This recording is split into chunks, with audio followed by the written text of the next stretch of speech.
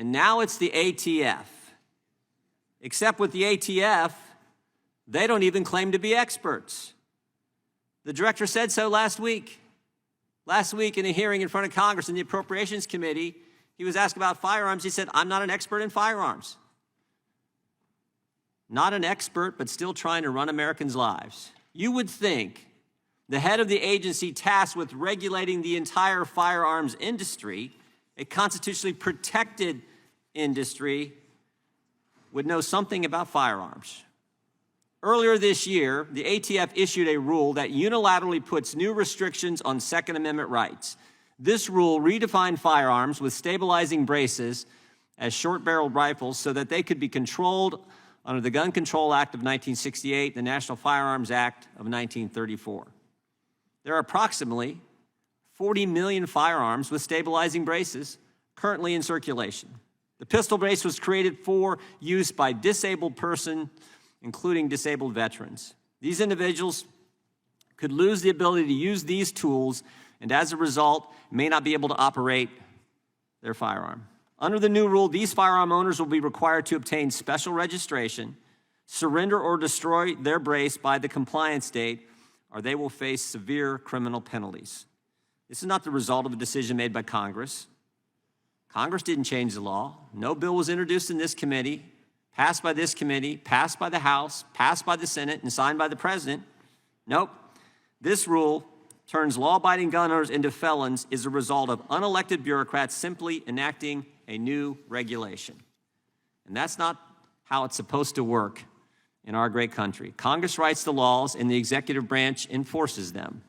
Here, the executive branch has taken power from Congress in deciding what the law should be, and that they charge themselves with enforcing, Director Dettelbach has in essence become a one-man Congress. Notably, this decision runs counter to the ATF decision under President Obama in 2012 that a firearm equipped with a stabilizing brace was, quote, would not be subject to the National Firearms Act and those controls. An independent analysis of financial harm to the firearms industry from the pistol brace ban has been estimated to exceed $1 billion. Law-abiding firearm owners relied on this ruling for a decade before having the rug pulled out from under them this year by Director Dettelbach's ATF. And it's not just with the stabilizing brace rule that the ATF is attacking the Second Amendment. They've also targeted firearms businesses by creating pretenses to shut them down. The new classifications are left purposely broad and allow the ATF to revoke the licenses of FFLs for simple technical and non-material paperwork violations. In 2022, ATF revoked over 90 licenses, more than any year since 2006. This is an attack on the Second Amendment, pure and simple, plain and simple. And I want to thank Director Dettelbach for appearing before us today, and we look forward to hearing from him and his taking our questions. With that, I would yield to the ranking member for his opening statement. Thank you, Mr. Chairman. Let me begin by first apologizing for the slander we heard this morning directed at one of the great public servants of our time, Dr. Anthony Fauci. Mr. Chairman, violence continues to take the lives of more than 100 Americans every single day. It changes how safe we feel in our homes, in our schools, and in our houses of worship. It reduces vibrant cities to somber headlines. It takes our loved ones, old and young, and leaves us with another anniversary of lives cut short and a community forever traumatized. We've already lost more than 13,000 Americans to gun deaths so far this year, including 80 young children, 469 teens, and 18 law enforcement officers. We are the only nation in the industrialized world that tolerates such gruesome statistics.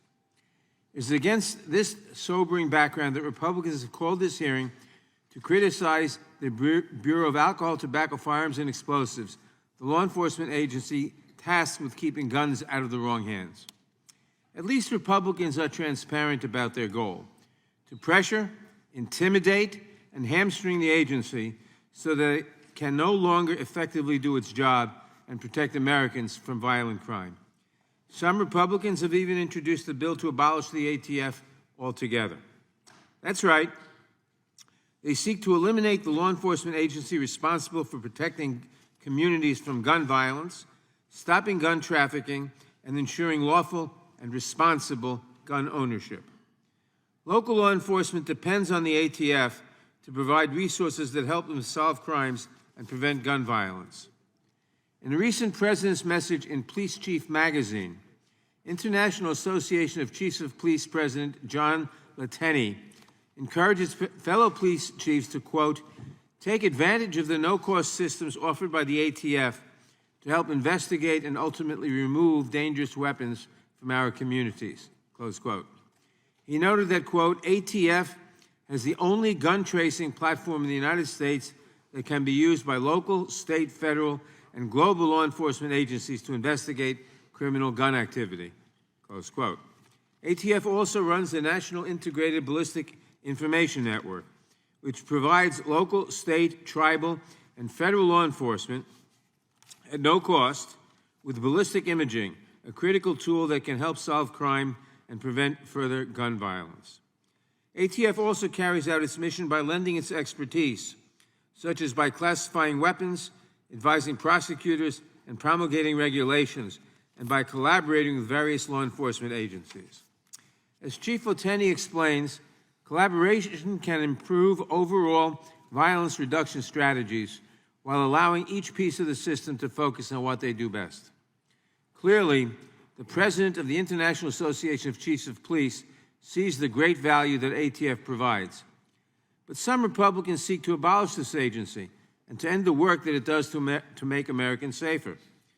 Other Republicans merely seek to starve the agency of funding, to place additional restrictions on the use of its data to help solve crimes and keep communities safe, or to dismantle its regulations. In fact, just last week, this committee voted to prevent the ATF from regulating stabilizing braces, a device used in multiple mass shootings, including most recently in Nashville, to convert a pistol into a more dangerous short-barreled rifle. We just heard the chairman excoriate the ATF by saying it adopted this rule on gun braces without congressional action, without the Senate, the House, and the President signing it. Well, that's the function of any executive agency entrusted by Congress with making rules. How can it be that the majority says it stands with law enforcement, yet it seeks to abolish the only law enforcement agency with the capability of tracing gun crimes, of tracing crime guns, I should say? How can the majority say that they support state and local police while attempting to hamstring and starve the agency that provides them with so many critical resources for solving crime, including homicides, gun trafficking, and organized crime? The answer lies in another part of ATF's responsibilities, making sure that gun dealers follow the law by conducting background checks, refusing to sell to those who are not allowed to have firearms, and keeping records so that crime guns can be traced. The overwhelming majority of gun sellers have no problem following these laws, but when gun dealers willfully refuse to follow them, it is ATF's responsibility to revoke their license to sell. The ATF upheld that responsibility last year, revoking 92 licenses for gun sellers with serious willful violations, a tiny fraction of the over 130,000 licensed firearm dealers. But gun groups cried foul, claiming that such revocations are crushing gun sellers, revoking 92 out of 130,000 licenses. And then Republicans introduced legislation to abolish the ATF. Republicans' priorities are clear. They would prefer to keep every gun store in the country open, even those that willfully violate the law, rather than to let ATF save lives simply by enforcing the law. It is essential that we conduct oversight of our agencies to ensure that they are fulfilling their missions. But today's hearing makes no attempt to fulfill that responsibility. Instead, it shows how radically out of step my Republican colleagues are with the American people, with law enforcement, and even with many responsible gun owners.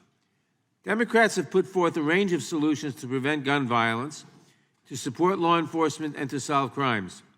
But our colleagues across the aisle continue to push for unfettered access to assault weapons, concealable rifles, and ghost guns. As Republicans continue to seek freedom from gun regulation, we will continue to seek communities free from gun violence. Thank you, Mr. Chairman. I yield back the balance of my time. Gentleman yields back without objection. All of their opening statements will be included in the record. We will now introduce today's witness, Mr. Dettelbach. The Honorable Stephen Dettelbach was sworn in as Director of the ATF on July 13th, 2022. As Director, he is responsible for leading an agency charged with enforcing, laws and regulations related to firearms, explosives, arson, alcohol, tobacco, and tobacco trafficking. He previously served as U.S. Attorney for the Northern District of Ohio, and in various positions with the Department of Justice and U.S. Attorney's offices. Welcome our witness today and thank him for appearing. We will begin by swearing you in. Would you please rise and raise your right hand? Do you swear or affirm under penalty of perjury that the testimony you're about to give is true and correct to the best of your knowledge, information, and belief, so help you God? Let the record show the witness has answered in the affirmative. Thank you. Please be seated. Please know that your written testimony will be entered into the record in its entirety. Accordingly, we ask that you summarize your testimony, and you've done this before, Mr. Dettelbach. You get 5 minutes. You know how it works, and then we'll proceed with questioning. So, Mr. Dettelbach, you can start your testimony. Good morning, Chairman Jordan, Ranking Member Nadler, and members of the committee. I'm honored to appear before this committee to discuss the public safety mission of the Bureau of Alcohol, Tobacco, Firearms, and Explosives. I'm also honored to represent the dedicated men and women of ATF who work tirelessly and often risk everything alongside our law enforcement partners to protect the American people from violent crime. At ATF, everything we do begins and ends with public safety. ATF is a small law enforcement agency, just over 5,100 employees, with a huge mission to prevent, disrupt, and reduce violent crime. As Director of ATF, I am briefed on what feels like countless murders and shootings that take place across the United States every day. This includes the mass murder incidents that often grab national headlines, such as last month's horrific murders at the Tennessee school, but it also includes countless shootings that take place every day, devastate families and communities, but don't make the news. By some counts, so far this year, there have already been 174 mass shootings, and 99 law enforcement officers have been shot in the line of duty. Every day, more than 100 people in America die from gun violence, and many more are permanently injured. Victims and survivors of gun violence deserve better, as do their families, their communities, and law enforcement officers, including those at ATF and our local partners, who every day run toward the gunfire. The level of gun violence in America is quite simply unacceptable. Because of the way our constitutional system is designed, fighting violent crime falls first to local, state, and tribal law enforcement, and we at ATF are deeply committed to supporting them in those efforts. ATF embodies the Department of Justice's commitment to combat violent crime by being a force multiplier to our law enforcement partners. We stand shoulder to shoulder with them each day to help reduce and fight violent crime all over this nation. That's what ATF agents did with the brave men and women of the Tulare County Sheriff's Department recently, when they took gunfire standing side by side to arrest a mass killer in Goshen, California. That person had allegedly executed a 10-month-old baby. And we do that all the time with our partners. There is really no better partner for the courageous people in local law enforcement than their courageous partners at ATF. ATF's efforts are driven by two priorities: get shooters off the street and cut off the unlawful supply of firearms that fuels their violence. One of our greatest assets in accomplishing these priorities is our expertise in crime gun intelligence. Crime gun intelligence is ATF's ability to squeeze every last bit of evidence out of a firearm used in a crime, so that together with our state and local partners, we can find the trigger pullers who are terrorizing our communities and put them where they belong, in jail. The National Integrated Ballistic Information Network, NIBIN, allows us to connect disparate shootings through ballistic evidence. E-Trace allows us to trace a crime gun back to its first known retail purchase. These tools are pillars of crime gun intelligence. And now we have the ability to get DNA on guns and cartridge casings, an exciting and potentially game-changing way to catch the shooters. All of these tools are critical to interrupting the shooting cycle and preventing the movement of lawful firearms into unlawful commerce. We must cut off the illegal flow of firearms to those who wish to harm our communities, such as those who use firearms to further gang violence or commit heinous attacks on schools or churches or movie theaters or grocery stores. And we must do that while respecting the rights of law-abiding citizens as well, and we can. Last June, Congress passed the Bipartisan Safer Communities Act, which gave ATF two new tools, a standalone federal straw purchasing and standalone gun trafficking statute for the first time. ATF and the Department of Justice have already brought charges against more than 30 defendants for violations of these new provisions. For instance, ATF led an investigation in the Northern District of Texas that led to the conviction of a person who was trafficking over 230 firearms across the southern border to Mexico. We also work closely with licensed firearms dealers, who are often the first line of defense in our efforts to stop the diversion of firearms into illegal markets. Congress has given ATF the responsibility to regulate the firearms and explosives industry. ATF's regulatory efforts include inspections, rulemaking, and working with industry to promote education campaigns. And also, we respond day or night to every single burglary or robbery of a firearms dealer that we find out about. I want to end by just saying that everything we do at ATF begins and ends with public safety. Whether it's agents in a homicide unit or on a gang task force or some lab specialist running a DNA test late at night to help police with a mass shooting, or inspectors going at 2 a.m. to an FFL that's gotten a burglary. Our goal as one ATF is to promote public safety and reduce violent crime to protect the American people. Mr. Chairman and members of the committee, thank you again for the opportunity to be here today. I'm happy to answer questions. Thank you, Director. The Chair now recognizes the gentleman from Texas for his 5 minutes of questioning. Thank you, Mr. Chairman. Mr. Dettelbach, I want to get a better sense over here. I want to get a better sense of where the ATF's pistol brace rule derived from, and I'd ask that you please elaborate on ATF's decision-making process, specifically in issuing the pistol brace final rule. Did the ATF consider the several years of ATF opinions, including from the Obama administration, remember, the Obama administration, contradicting the final stabilizing brace rule? So with respect to the origin of the authority, as has been stated, ATF derives its rulemaking authority in this matter from primarily the National Firearms Act, which was a congressional act passed in 1934. Fair enough. I need to interrupt for a minute. In 2012, John Spencer, you know who John Spencer is? Do you know John Spencer? I don't know that. He was the chief of ATF's firearm technology branch in 2012, and he wrote a letter to Alex Bosco. Do you know who Alex Bosco is? I do. Who is it? Alex Bosco appeared before this committee, I think, a couple weeks ago. But who is he? And he's an individual who... Now, he's the one that invented the stabilizing brace. He's the one that invented it. So John Spencer, the chief of ATF's firearm technology branch, pretty smart guy, probably got a 10-pound brain.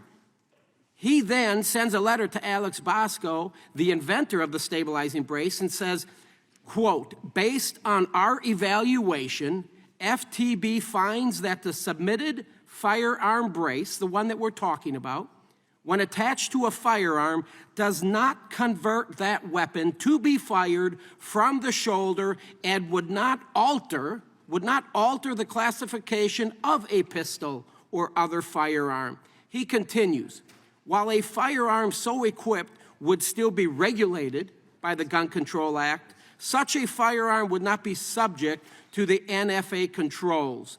Was this letter, my friend, was this letter considered before issuing the final rule? There's a very lengthy public record of all the things that were considered. So just a simple yes or no. Was this letter considered before issuing the final rule? It's just simple. Did you know about this letter? Were you aware of it? And did you consider it? The public record is clear. All right. This and all is the goal, my friend, is the goal of the ATF 7.4% budget increase? Is the goal of the ATF to go after and criminalize law-abiding Americans? Is that what you're asking for, 7.4 more percent? The goal of... There's 40 million of them out there, 40 million of them that have this. I am one of those proud veterans. I view this ATF's recent pistol brace rule as a direct assault on veterans and law-abiding citizens, American Second Amendment rights. Stabilizing braces are often used by and were originally created for, ask Mr. Bosco, were created for wounded and disabled Americans, just like this man right here. That's how you use that. just like that guy right there. What enforcement mechanisms? I'm trying to figure out how this works. What enforcement mechanisms will the ATF utilize to impose fines or maybe up to 10 years of jail time for those that do not comply, or maybe even those that aren't even aware of the final pistol brace rule? How are you going to do that? So, Congressman, with respect to the process and the letter that you referred to, that was a letter that was about a specific product, one product. My time is limited. I asked for a simple yes or no on that. You refused. I want to ask you, what enforcement mechanisms will the ATF utilize to enforce this? ATF's mission remains focused on protecting the American people from violent crime. We target our resources on violent all right. people I have a minute left, and I'm still trying to get you to answer my question. Hypothetically speaking, if I fail to comply with the ATF's final rule by May 31st now, May 31st, what will the ATF do to me or 40 other million Americans? With respect to all of the authorities that ATF has, we target our investigations Next on thing you'll probably be saying that you're on- going to have to go door to door. My point is this. Local law enforcement pulls over a car. The guy's drunk. All of a sudden, he's doing an inventory. He finds one of these braces in the back of his car, right? And that brace hasn't been registered because the guy had no clue this was even out there. Are you going to put that guy in jail for that brace? What is local law enforcement going to do? Hurry up, I got 15 seconds. So with respect to a brace in and of itself, the ATF doesn't deal with the brace. The ATF deals with the weapon as assembled as a whole, determining whether it's a short-barreled rifle, which is a determination made. I'm not getting anything from him. I just want the American people, everybody to understand you're going after veterans, individuals like myself, like this guy, with the resources they currently have. I yield back, sir. I know I'm out of time. Gentleman's time has expired. The chair recognizes the ranking member, Mr. Nadler. Thank you. Let me first make clear that the brace that Spencer approved never made it to the market. Mr. Bosco changed the design dramatically. By the time the rule was issued, the brace designs had changed dramatically, so they weren't dealing with the same thing. Mr. Dettelbach, despite the complaints of my colleagues across the aisle, Congress and the Attorney General have delegated to ATF the authority to issue rules and regulations to enforce the provisions of the National Firearms Act of 1934 and the Gun Control Act of 1968. Does ATF's rulemaking authority include the authority to clarify or interpret terms used in those statutes? ATF was delegated rulemaking authority by Congress, yes. and we can do that, yes. And is this any different from the authority given to other executive agencies? Congress determines the amount of authority given, but it is not uncommon to have the kind of rulemaking authority that Congress has decided to give to ATF. Thank you. Is ATF also often called upon to apply those statutes to new technologies developed by the gun industry? When new technologies develop, sometimes ATF is called upon to evaluate them and to apply Congress's rules to new technologies, yes. Thank you. For how long has ATF been doing the work of interpreting and clarifying statutes passed by Congress regarding firearms? Since before it was even called ATF, right? So back in the 1930s, when Congress passed the National Firearms Act, it delegated to ATF, to what was then the Treasury Department, I believe, a rulemaking authority, and that rulemaking authority has been delegated in other statutes by Congress. So for 70 years, basically. Probably closer to 100. Okay. In deciding how to apply those statutes to emerging technologies, does ATF rely on the expertise of technological experts as well as legal counsel? ATF uses all its resources and employees and expertise to follow the law as Congress has passed it and to implement those laws to protect the American people. The gun industry has a history of developing new technologies aimed at circumventing the nation's firearms. Technologies such as bump stocks, ghost guns, and stabilizing braces. Can you please explain how ATF determines when it is necessary to publish a notice of proposed rulemaking to clarify how statutory terms apply to emerging technologies? At ATF, we obviously are looking at violent crime. We're looking at public safety issues. And we're also looking, as you said, at changes in behavior. And we're trying to apply the laws as Congress passes them to a dynamic public safety and to new products that come out. It's not so much our concern what the motivation behind those products are, but we do have to apply the law as Congress wrote it to the current situation faced by the American public. That's what we try to do our best at ATF. We look at all the factors out there. We look at the public safety threat, and we try to do our best to take the language Congress wrote and to apply it to individual situations to enforce the law. Thank you. What would happen to ATF and the agency's ability to accomplish its mission if funding is cut, particularly considering the recent surge in gun violence and the years-long boom in firearm purchases? ATF is a small agency with an immense mission, protecting people from violent crime. And we work very closely with state and local law enforcement. We're not a large agency. There's not a lot of fat. You're cutting into bone. It would mean task force officers pulled from homicide units solving murder cases. It would mean carjacking cases and killings going unsolved. It would mean us not helping local law enforcement on gang task forces, working on cartel matters, us not being able to respond to firearms dealers, mass shooters. There's a variety of important public safety things that ATF stretched very thin to do as it is now. And what could ATF accomplish with greater resources? With greater resources, all of those things I talked about, helping to catch shooters and trigger pullers with local law enforcement, helping to try and make sure we're getting to them the crime gun intelligence they need to see who are the trigger pullers, who are the worst of the worst, and how can we work together to catch them and put them in jail. We could do more to support them. Everywhere I go in this country, I talk to chiefs, sheriffs, community members. And it doesn't matter if it's in the middle of the country or on a coast, in a sheriff's department, in a rural area, or on a suburb or in a city. They all say the same thing to me, all of them. Send us more ATF resources so we can help fight violent crime. That's what we would do with those resources. Thank you. My last question, in what ways does ATF work with state, local, and international law enforcement agencies to protect the American public from gun violence? We work every day, all the time, shoulder to shoulder with them as they run into the gunfire to protect our communities. These local law enforcement people who work with us at ATF together are courageous people, they're heroes, and they deserve all of our respect and support. Thank you very much, and accept my congratulations on a job well done, and I yield back. Gentleman's time to expire. Mr. Chairman, I ask unanimous consent that the ATF Director article dated 4/25/2023 be placed into the record. Without objection. Gentleman from California is recognized for 5 minutes. Thank you, Mr. Chairman. Director, are you an expert in firearms?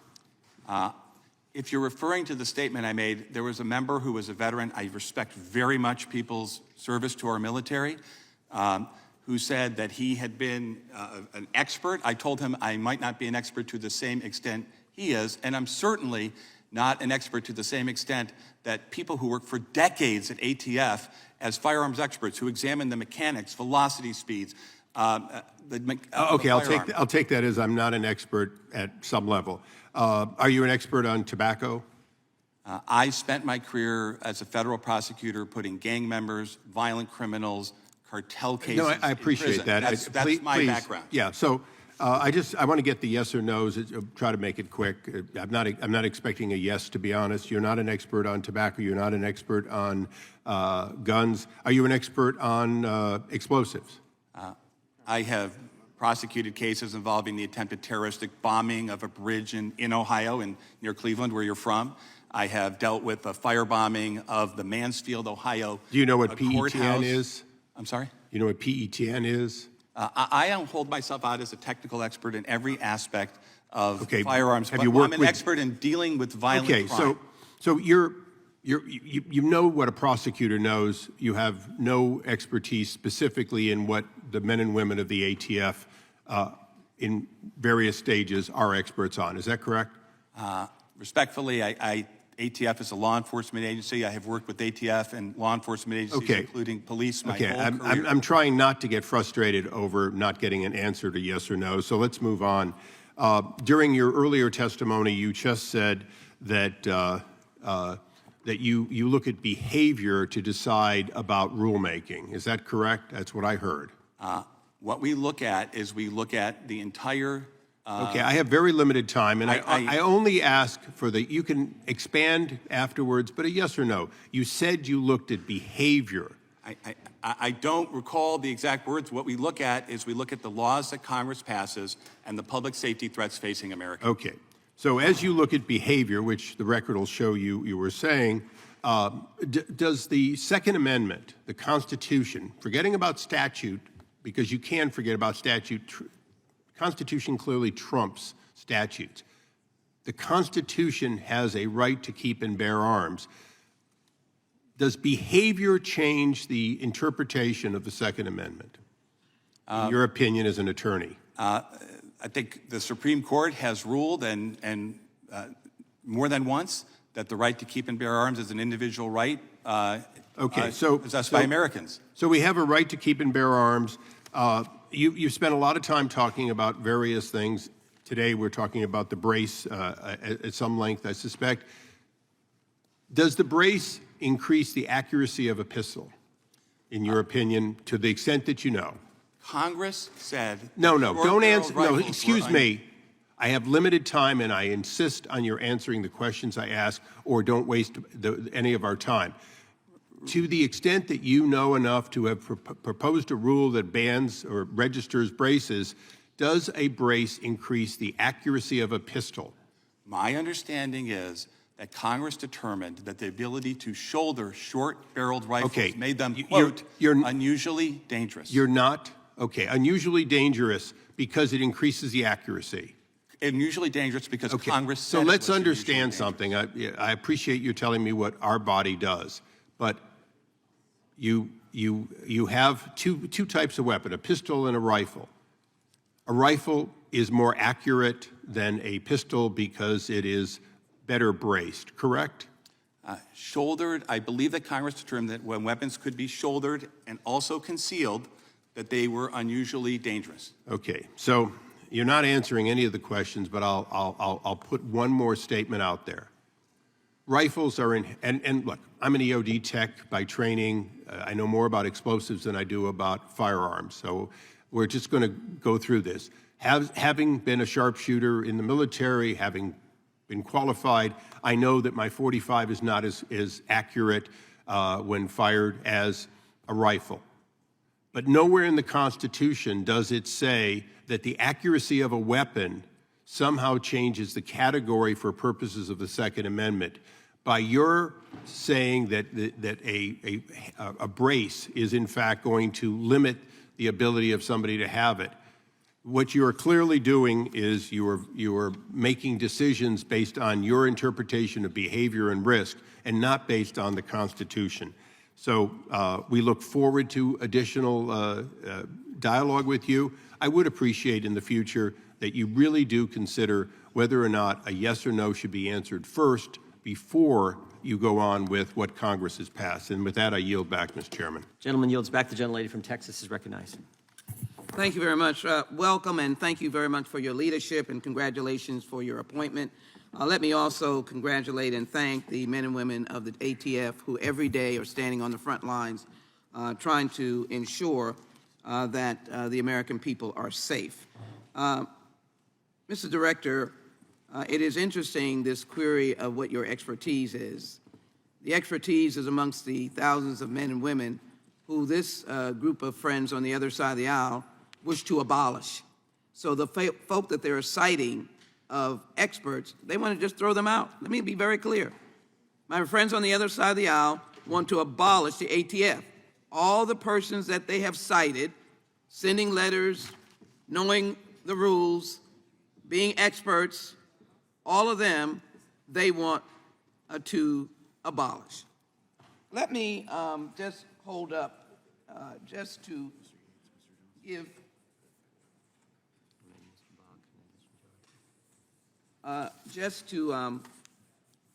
pay tribute and acknowledge that these are the deceased. Their families are still mourning of the incident in Buffalo at the grocery store.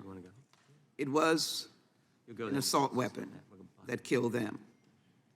My question to you is just simply a yes or no. You know what an assault weapon is?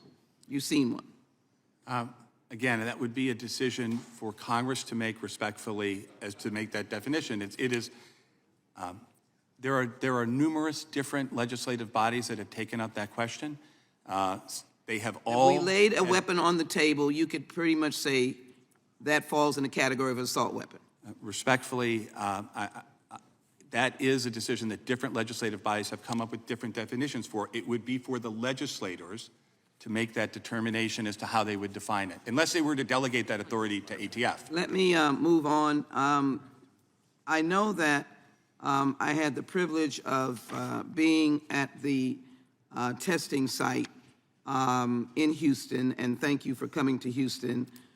This is a picture of the actual equipment that tests gun tracing.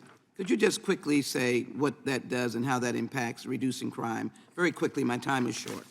Crime gun intelligence, including firearms tracing, happens when a local law enforcement agency has a crime that they're investigating, and they want to trace the firearm that was used to hurt or kill somebody to its first retail purchase. It helps them to identify the trigger pullers, and it helps them to take them off the streets. In recent years, AR-style pistols equipped with stabilizing braces have been used in several mass shootings. Is that correct? That is public record. That is correct. The shooter who killed 9 people and injured 17 in Dayton used an AR-15 with stabilizing brace. Is that correct? My understanding is that is correct. The shooter who killed 10 people, including a police officer in Boulder, Colorado, a Ruger pistol equipped with a tactical brace. Is that correct? My understanding is that is correct. The shooter who killed 5 people and injured 19 others at Club Q in Colorado Springs in 2022 used a pistol equipped with an SB tactical stabilizing. Is that correct?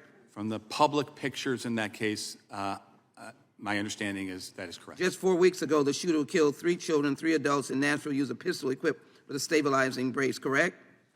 Again, from the public pictures in that case, that is correct. The first stabilizing brace that Alex Bosco submitted to ATF for classification in 2012, the one he claims he originally designed to help his disabled veteran friend shoot a large pistol from the forearm with more control, did that brace ever make it to market unmodified? My understanding is that that particular product was not ever produced and marketed, and I think I read in Mr. Bosco's testimony that he said that some people were using Mr. Bosco braces said that he in wanted to ways- make sure that he did not have any equipment that would help kill a police officer or kill innocent persons. He did answer that question to me. Does the final rule ban firearms that are equipped with a stabilizing brace? Absolutely not. The rule doesn't ban anything. It imposes the congressionally articulated controls on certain weapons. Thank you. Much has been said about ATF's recent rule regarding stabilizing braces, but I would like to discuss auto sears or switches that turn off. And basically, that rule, can you just give a quick, as I have seconds, and I want to get to another question. Right now, our police officers and communities are facing machine gun fire from automatic conversion devices that turn lawful semi-automatic weapons into unlawful machine guns. It's a very dangerous situation. My next question is, what are you hearing from state and local law enforcement officers about the ATF? All the police chiefs and sheriffs I talk to want to have increased resources and partnerships with ATF to catch violent criminals. And veterans have other options. The time the gentlelady has Braces that the expired. veterans have, you're Gentlelady not yields blocking back. veterans from being Gentleman disabled persons from being able to have the right kind of Gentleman brace. from Colorado is recognized. Mr. Chairman, that information should be on the record, that these It's on braces the do record. not stop. It's on the record. You said it. Veterans from Said it. getting the right equipment that they good. need. We good. That should not be a misrepresentation in this hearing. Okay, but also, Thank you, Mr. Chairman, also for what your happens in a courtesy. hearing is you get 5 minutes, and I've been generous and given you a few You extra have, seconds. and thank you. I wanted to make Now sure the we time got the is- record straight. Time Thank now you. belongs to Mr. Buck from Colorado. I yield back, Mr. Chairman. Thank you for your courtesy. I'm sorry, I didn't hear you over the I'm sorry, from the gentlelady from Texas. yeah, my point of order is, that's a routine feature. That's not a glitch that she accidentally went over. Routinely, and so the point of order is this: how can we make sure everybody adheres to the 5-minute rule, Mr. Chairman? Usually the custom of the committee, I think the custom of the previous chairman is, if you ask a question within your 5 minutes, we will give the witness time to respond, and I've been doing that. Ms. Jackson Lee was very close on whether she got the question at the end of her 5 minutes. We now recognize the gentleman from Colorado for 5 minutes. I thank the chair, and I want to just mention one thing to the gentlelady from Texas. I am not in favor of abolishing the ATF. And I want to thank the ATF for increasing the number of 922G1 felon in possession cases in the last few years. I think it's absolutely essential that ATF stay focused on its mission, and that is to help local police make this country safer by actually taking guns away from dangerous, violent felons. That may be where we end our commonality, but it starts in a good place. And I think ATF, I've worked with ATF for 25 years as a prosecutor, have a great deal of respect for the men and women who work on the streets in our country, making this country safer. If we stayed focused on violent criminals, we could reduce the crime, especially in urban America, where it is so dangerous. And so thank you for that aspect of your job. I want to just ask the director, do you know why the Capitol building is on the Hill? It's because we overlook the executive branch. Do you know why Article 1 of the Constitution talks about the legislative functions? It's because our founders thought that the legislative branch was preeminent and was supposed to stop the tyranny of the executive, the reason that our founders fought the revolution, to get away from a king. And do you know why June 15th, 1215 is an important date? I'm sorry, I didn't hear. June 15th, 1215. It's when the Magna Carta was signed. I was going to guess that, but I didn't want to no, get it's it a wrong. good guess. And actually it was signed in Windsor, and I'm from Windsor, Colorado, and I don't see any area of Windsor, Colorado where it could have been signed. But it was signed, and it was really the beginning of holding the executive, in this case the monarchy, responsible for its actions. And what I see from ATF too often, and I've already told you, I think it has an important and valuable role, but what I see too often is ATF taking a legislative function and running with it. And that's what scares me about ATF and where this administration, and I don't think there's any doubt that this administration is more pro-gun control than the past administration, or that the Democrats are more pro-gun control than Republicans. But when you take a legislative function and you, by rule, go forward and usurp our authority. Now, we aren't going to get it right every time, and we're not going to do things very quickly. Our founders set this whole system up so that we wouldn't do things very quickly, that we would do things in a measured way. But the fact that when we pass a law, we have a consensus in this country, and when you pass a rule, you don't. And that's the difference. And if we don't get the American people on board with where we want to go in terms of violence in this country, we suffer. And I'll give you two examples that concern me. One is the suppressor, the ability to make sure that individuals can purchase suppressors and use the same e-filing system that has been set up has been slow-walked by your agency, not you, but slow-walked by your agency for more than a decade now. And it's the bureaucrats in your agency that have a concern about suppressors. I can tell you story after story of constituents who have a son or daughter who has a hearing disability, and those suppressors are so valuable to those kids to be able to enjoy shooting sports. Over and over, I hear about the value of suppressors and how just frustrating it is that the same old paperwork has to be filled out, and the time is wasted in getting a suppressor. And then, of course, the pistol brace rules that your agency has enacted concern me. And I'm going to give you the remainder of my time to respond to that. But I think that you have to acknowledge that the legislative branch has a function and the executive branch, in fact, I guess I'm not going to give you much time. Montesquieu, I'll give you time to respond. We are in agreement about the roles of those two branches. The legislature, Congress writes the laws, and we have to act within the language of the laws that Congress writes. There's, of course, a third branch that is responsible when cases are brought about saying whether we got it right or whether we did something that we weren't supposed to do, and what the laws of Congress is, what they mean. And that's, of course, the judiciary. I thank the director for his response, and I yield back, Mr. Chairman. The first case on the stabilizing brace that has been Mr. Chairman, I yield back. Is a court that has said that we acted within the statute in enacting that rule. Yeah, Sixth Circuit just said the opposite about the bump stock yesterday. So I think the court cases are mixed. The chair now recognizes the gentleman from Cohen, Mr. Cohen from Tennessee. Excuse me. Thank you, sir.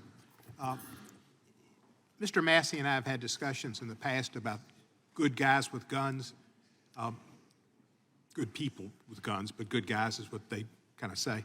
And he says good guys with guns often are there and they protect people. Ms. Jackson Lee asked you about a bunch of stabilizers that were used in mass shootings. So there's a history of stabilizing guns or rifles, whatever, being used in mass shootings. Is that true? I think the questions were, I took them to be about short-barreled rifles and equipped with stabilizing braces. Okay. Have you ever heard of a person with a short, stabilized rifle, whatever, coming and using it to defend somebody, a good guy with a gun? I don't know, but these are lawful weapons, and I assume that people who follow the rules use them for all the lawful purposes that they can be used for. Do you have to put your gun together to stabilize it, or is it you kind of take it around? It's like a... When people, basically the rule deals with this situation, which is there are short-barreled rifles that are sold in one piece. And then what happened in the market was people designed stabilizing braces that could be attached to large frame pistols so that basically you were making the exact same weapon in two pieces. Right. Those weapons are not banned. They have never been banned. Congress just determined there was increased controls that had to be imposed on those. But to the best of your knowledge, nobody's ever used one of those to defend somebody. I wouldn't know. Mostly they're used by people who go out with the intent to kill people. Well, we don't seek to investigate and monitor the conduct of law-abiding citizens who are using firearms for lawful purposes. That's not what we do at ATF. President Trump asked ATF to work with the bump stocks, right? That happened in the last administration, that is correct, after the Las Vegas massacre. And Mr. Jordan made a point about some issues. He said it was not passed by the House and the Senate and signed by the President. That wasn't passed by the House and the Senate and signed by the President, was it? It was just Mr. Trump asked it to be done. My understanding is those rules were issued, and our legal papers, there's hundreds of pages with our position on this that are public, was passed under the same rulemaking authority that Congress gave under the National Firearms Act. Do you have any knowledge of whether or not there were members of Congress who wrote to the ATF after Mr. Trump did this and said, this is a usurpation of our power and we're up on this hill and overlooking the executive? There is litigation with a massive administrative record. There are letters from interested groups and members of Congress. I don't know, but that would be the place to look to see about that. Memphis has a crime problem and a gun problem, and I have met with your representatives in Nashville and Memphis both, the Nashville Field Division, and we appreciate what they're doing, and the police department appreciates what they're doing too. They help them in quite a few cases. Most crimes in Memphis are committed with handguns. And recently I've heard about Glock switches that have been confiscated in Memphis at the port and recovered by Memphis police. Can you tell us what a Glock switch is and why they're so dangerous and what the ATF is doing about them? Glock switches are small devices. They actually can look innocuous and sometimes blend with the firearm, but they convert a semi-automatic pistol into an unlawful, fully automatic machine gun. They override some of the functions to do that. And I have met with chiefs around the country. I think one chief, I remember him saying to me very vividly when I asked what the problems are, he says, it's raining Glock switches. So, you know, if you're executing a search warrant as a police officer and you're knocking, police with the warrant, in that time it took me to do that, now the person on the other side of the door might be able to fire 40 rounds through the door. It's an extremely dangerous situation for the American public and for law enforcement. How are Glock switches regulated? They're unlawful. So machine gun conversion devices under the National Firearms Act are unlawful. And they are hard to detect. They are flooding it into our community. People are printing them on 3D printers. It is a significant public safety threat, and we are working as hard as we can with what we have with our local partners to try and get ahead of that, but it's hard. So that's part of what you get is an increase. What you do is you have to look after Glock switches too. Of course, when people... Let me ask you this. We only have a few seconds left. The red flag laws have been discussed in the last bill, the quote-unquote bipartisan gun bill. We had some incentives for states to have red flag laws. Would the administration support a federal red flag law? And Again, I think, you know, the president has been clear on the various things that he has called on Congress to do. As ATF director, my job is to take what comes out of that debate and squeeze every last bit of public safety out of it. thank you for your service, and to the gentlemen and the ladies that work with you, and God bless them. Gentleman yields back. Gentleman from Louisiana, Mr. Johnson, is recognized. Thank you, Mr. Chairman. The Protection of Lawful Commerce in Arms Act is a law that provides important immunity to manufacturers and sellers of firearms from being liable when people misuse their products. There have been numerous instances, whether intentional or unintentional, of Biden administration officials and anti-gun advocates, and even the president himself, mischaracterizing that immunity provision that's contained in the statute. And I think the public would benefit from our setting the record straight on the issue. So, Mr. Dettelbach, as the director of ATF, do you agree with President Biden that this law's broad immunity means blanket immunity, and that gun manufacturers are the only industry in America exempted from being sued by the public? Again, I think the president has given numerous different times he's talked about this provision. Again, as ATF director, what Congress passes is what we deal with, and we don't do civil litigation in that sense. So that's not under our. If that's true, and you're going to do what Congress says, then obviously you don't agree with the president. I'm not going to put words in your mouth, but that's what that means. I think the president has called on Congress to act. And what I'm saying is, as Just answer this question. I take what comes As you interpret the statute, I assume you're familiar with the statute. I'm familiar with the statute, but ATF doesn't do civil litigation liability I know in that sense. It's not. Yes, sir, I know, but you're the director of ATF. You're familiar, for example, that vaccine manufacturers have some liability exemption for their COVID vaccines, right?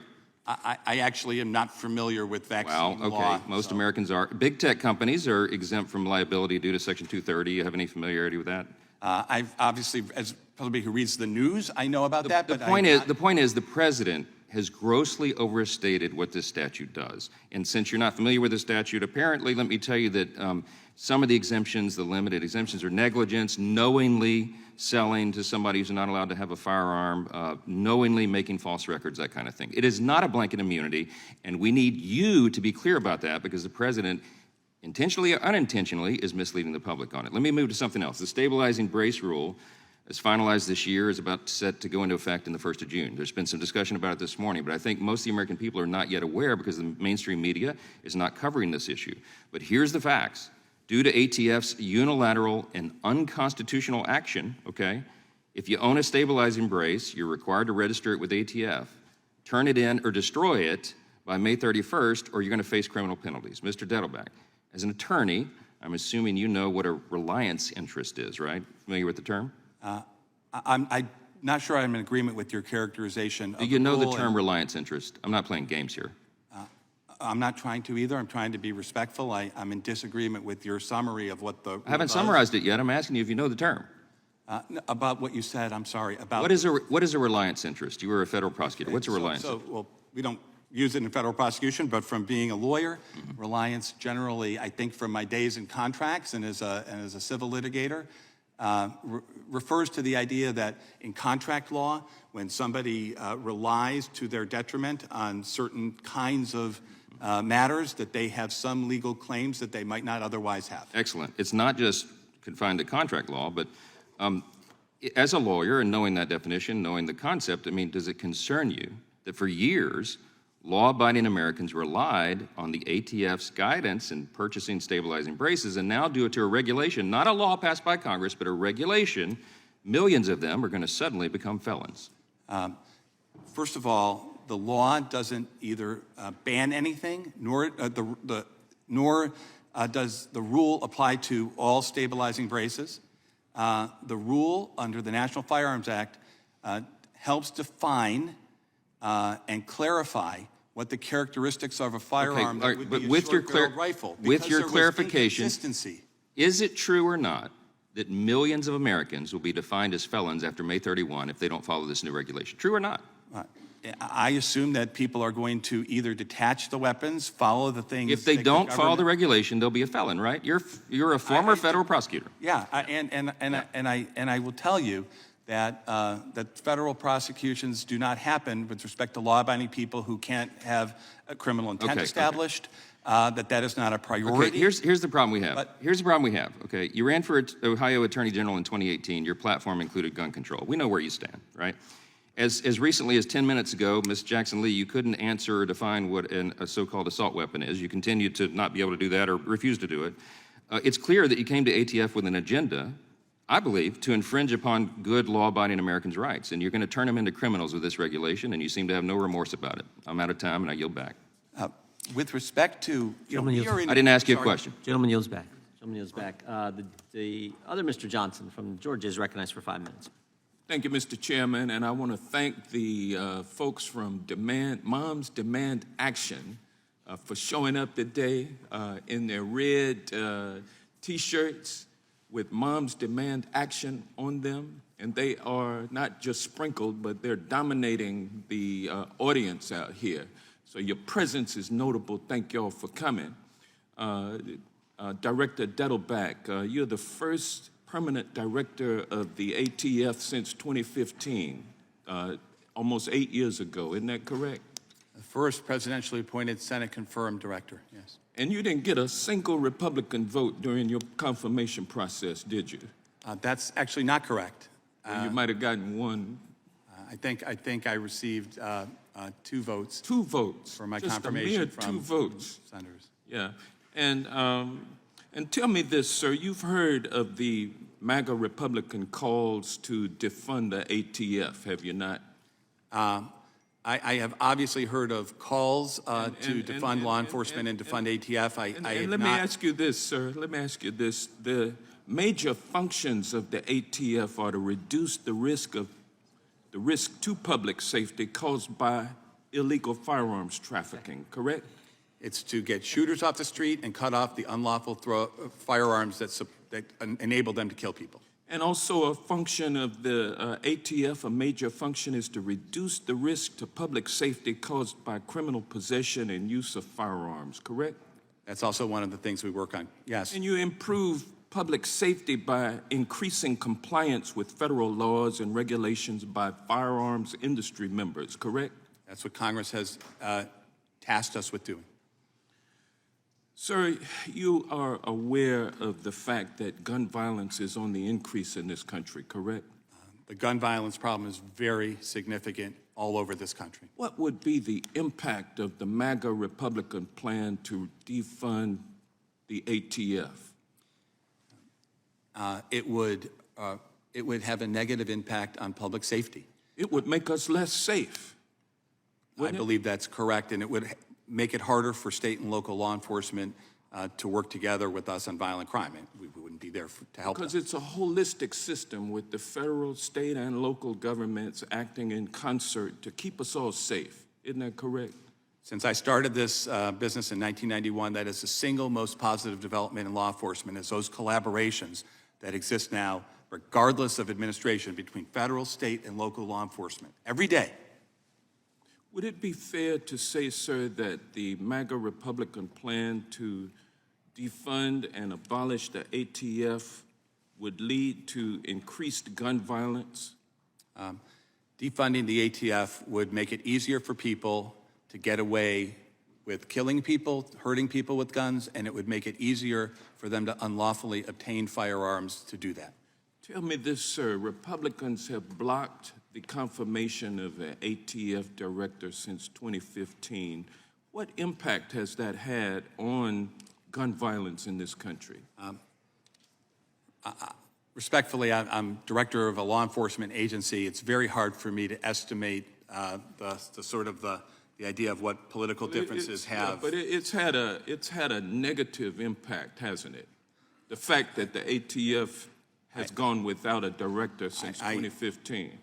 I believe that in the name of good government, that regardless of which party is in the White House, that we should have confirmed directors of ATF. That is my belief. So, sir, the ATF plays a critical role in protecting communities from gun violence and ensuring the safe dealing of and access to firearms by law-abiding Americans. Isn't that correct?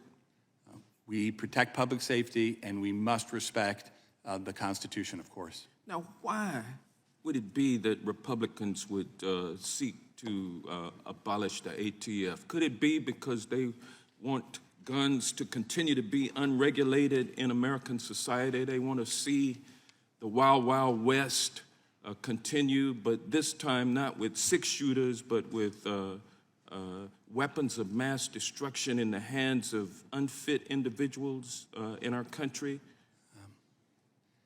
At ATF, what we work on, of course, is public safety. I don't know the motivation of others. That's why I came to this job, is to work with people to try to address problems. I start from the point of view that everybody can agree, no matter what their views are, that we can do more to protect people from violent crime. People may have passionate differences on how to do that. That's for Congress to decide. But I do start from the notion that people want to make our country safer. Well, I thank you for your service, sir, and I yield back.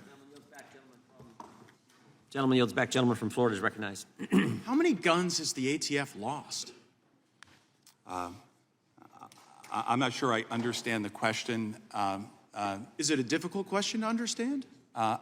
Well, I don't know if you're referring to any particular incident or time How many period. instances should we be looking at where you've lost guns?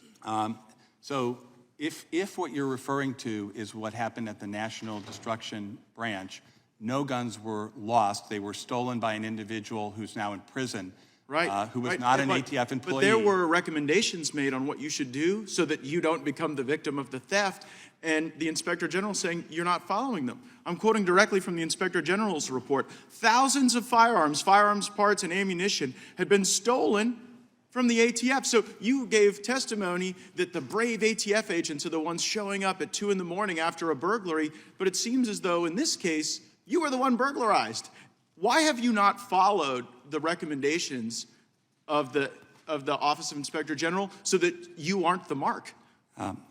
Again, I want to say that it is brave women men and women of ATF who do this. That's not a Well, I know cliche, what they're that's a doing. I know what they're reality doing. every They're day. getting robbed on one hand, so you can't keep a hold of the guns you're supposed to have. But then you do keep a hold of a bunch of stuff you're not supposed to have a hold of. The GAO report, firearms data, ATF did not always comply with the Appropriations Act restriction and should better adhere to its policies. As a result of breaking the law, didn't you guys have to go and delete like 250,000 records that you illegally kept?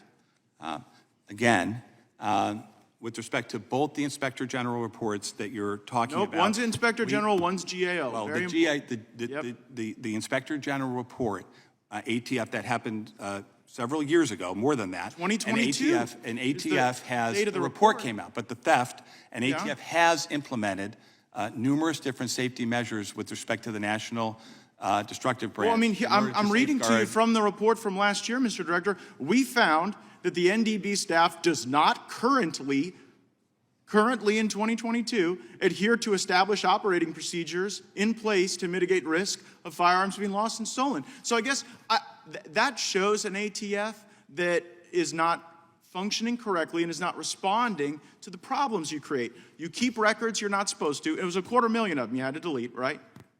I don't believe that is. Was it over 200,000 that you had to delete? So what was happening was. I just want to know the number of records you had to delete that were not being lawfully maintained. There were records that had not actually been searched, but my understanding Hundreds of is thousands were of them. searchable. And so that's what you guys do. You keep what you shouldn't keep. You lose what you're not supposed to lose. But how do you treat regular Americans? I got this letter from someone in my district, a firearms dealer.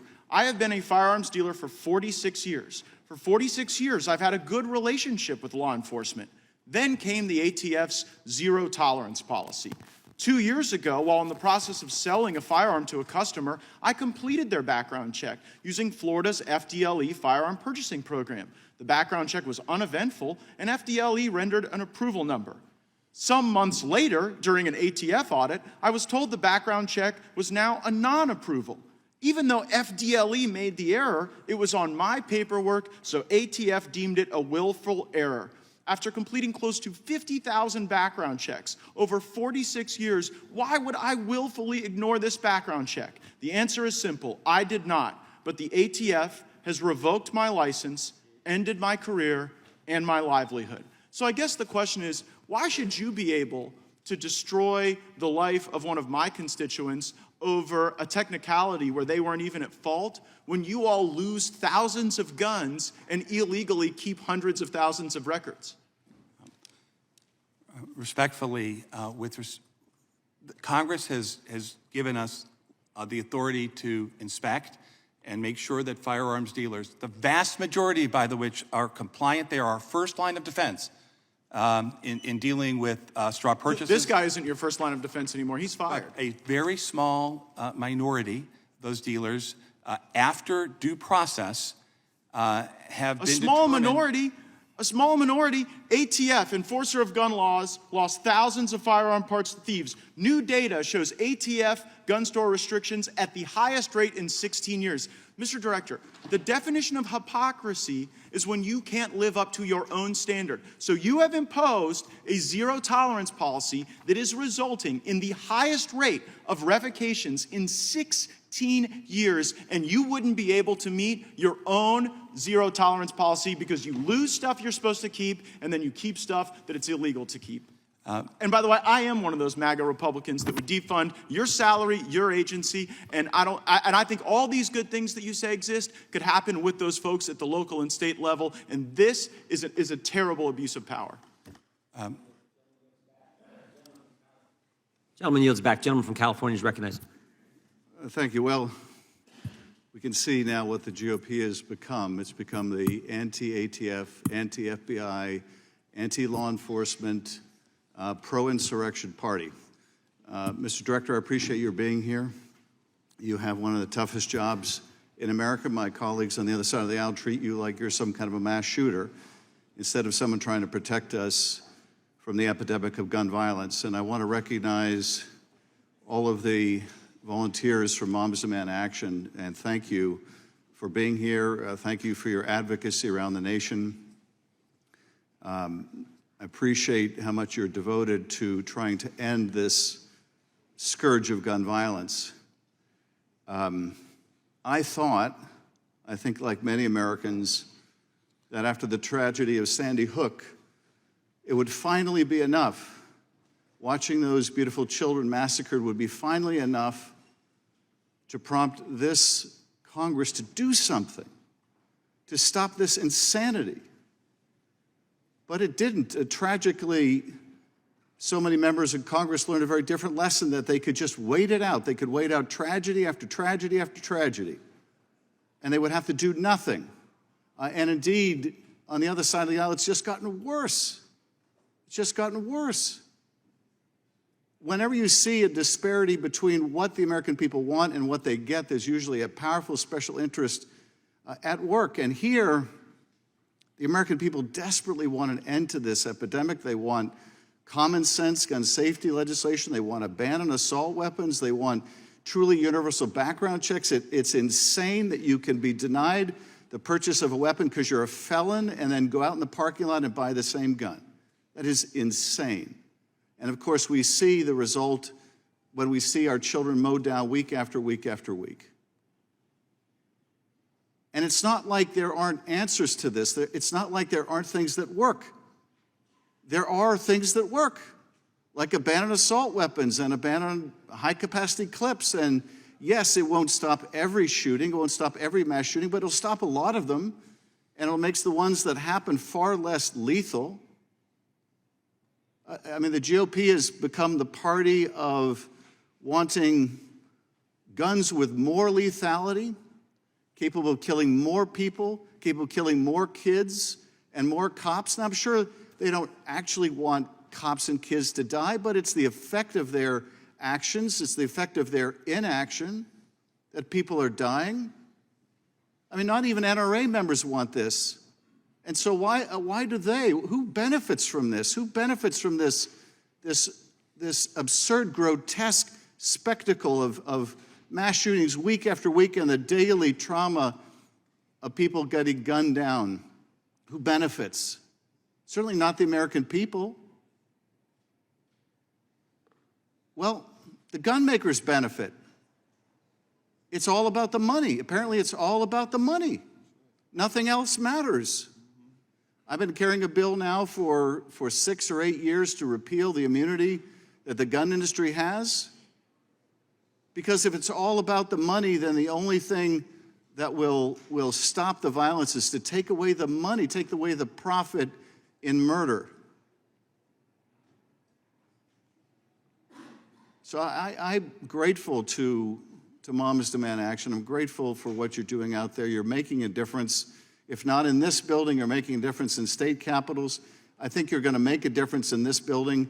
We will get to a tipping point where we will show that we can beat the NRA, we can pass common sense reforms, and we can protect the public.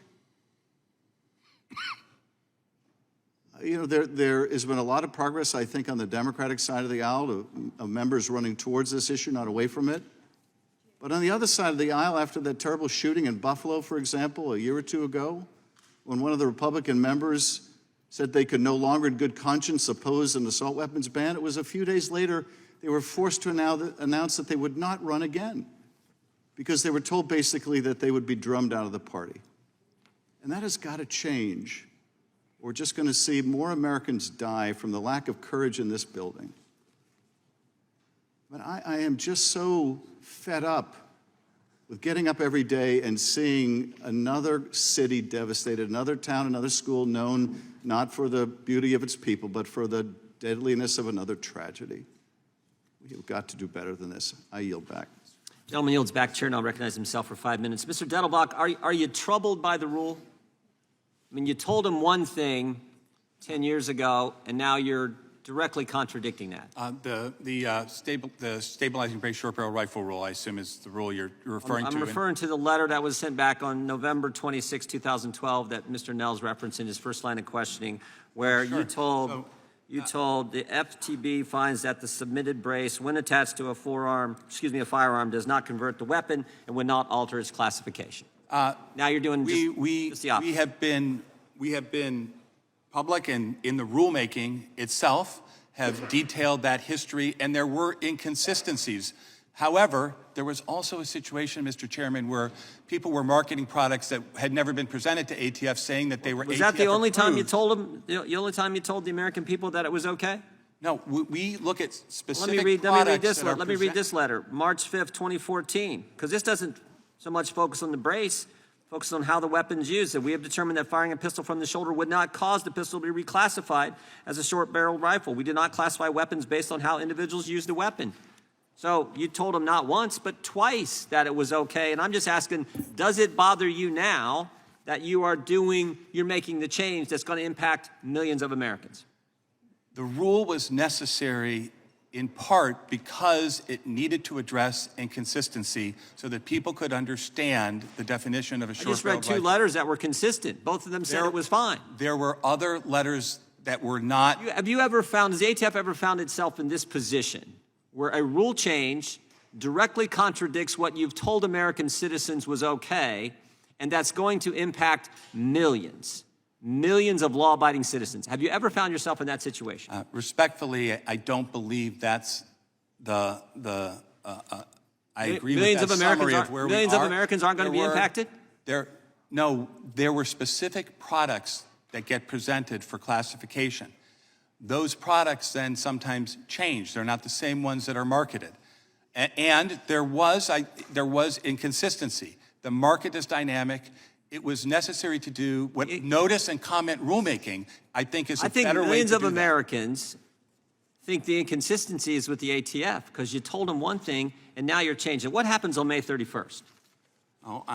according to the rule, No, what happens on May 31st? according to the rule, people have from the date the rule was published until that date to do one of several things. They can either detach the brace from the firearm and keep both, and they can attach that How about brace this? to another one. They got to can't- remove or destroy the brace, get a longer barrel, turn in or destroy the firearm, or register the firearm. Is that right? They got to do one of those four They things. have to apply to register whether or not the application is ruled on. They're allowed to keep the item during that entire time so that they're not held accountable They don't for any do waiting that period. and the timeline runs out, what happens to those individuals? They don't do those four things and the timeline is expired, what happens then? I assume that people who are No, aware... I'm not asking. What happens if they don't do those four Well, I think that, Mr. Chairman, as a prosecutor, I just want to be accurate.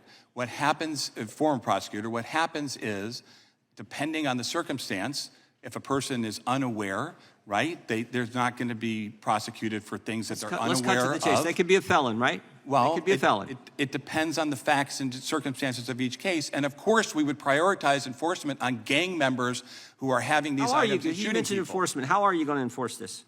With You're going to go to respect- gun ranges? What we will do is You're going to what go to we have always- manufacturers and look at the risk of people they sold braces to?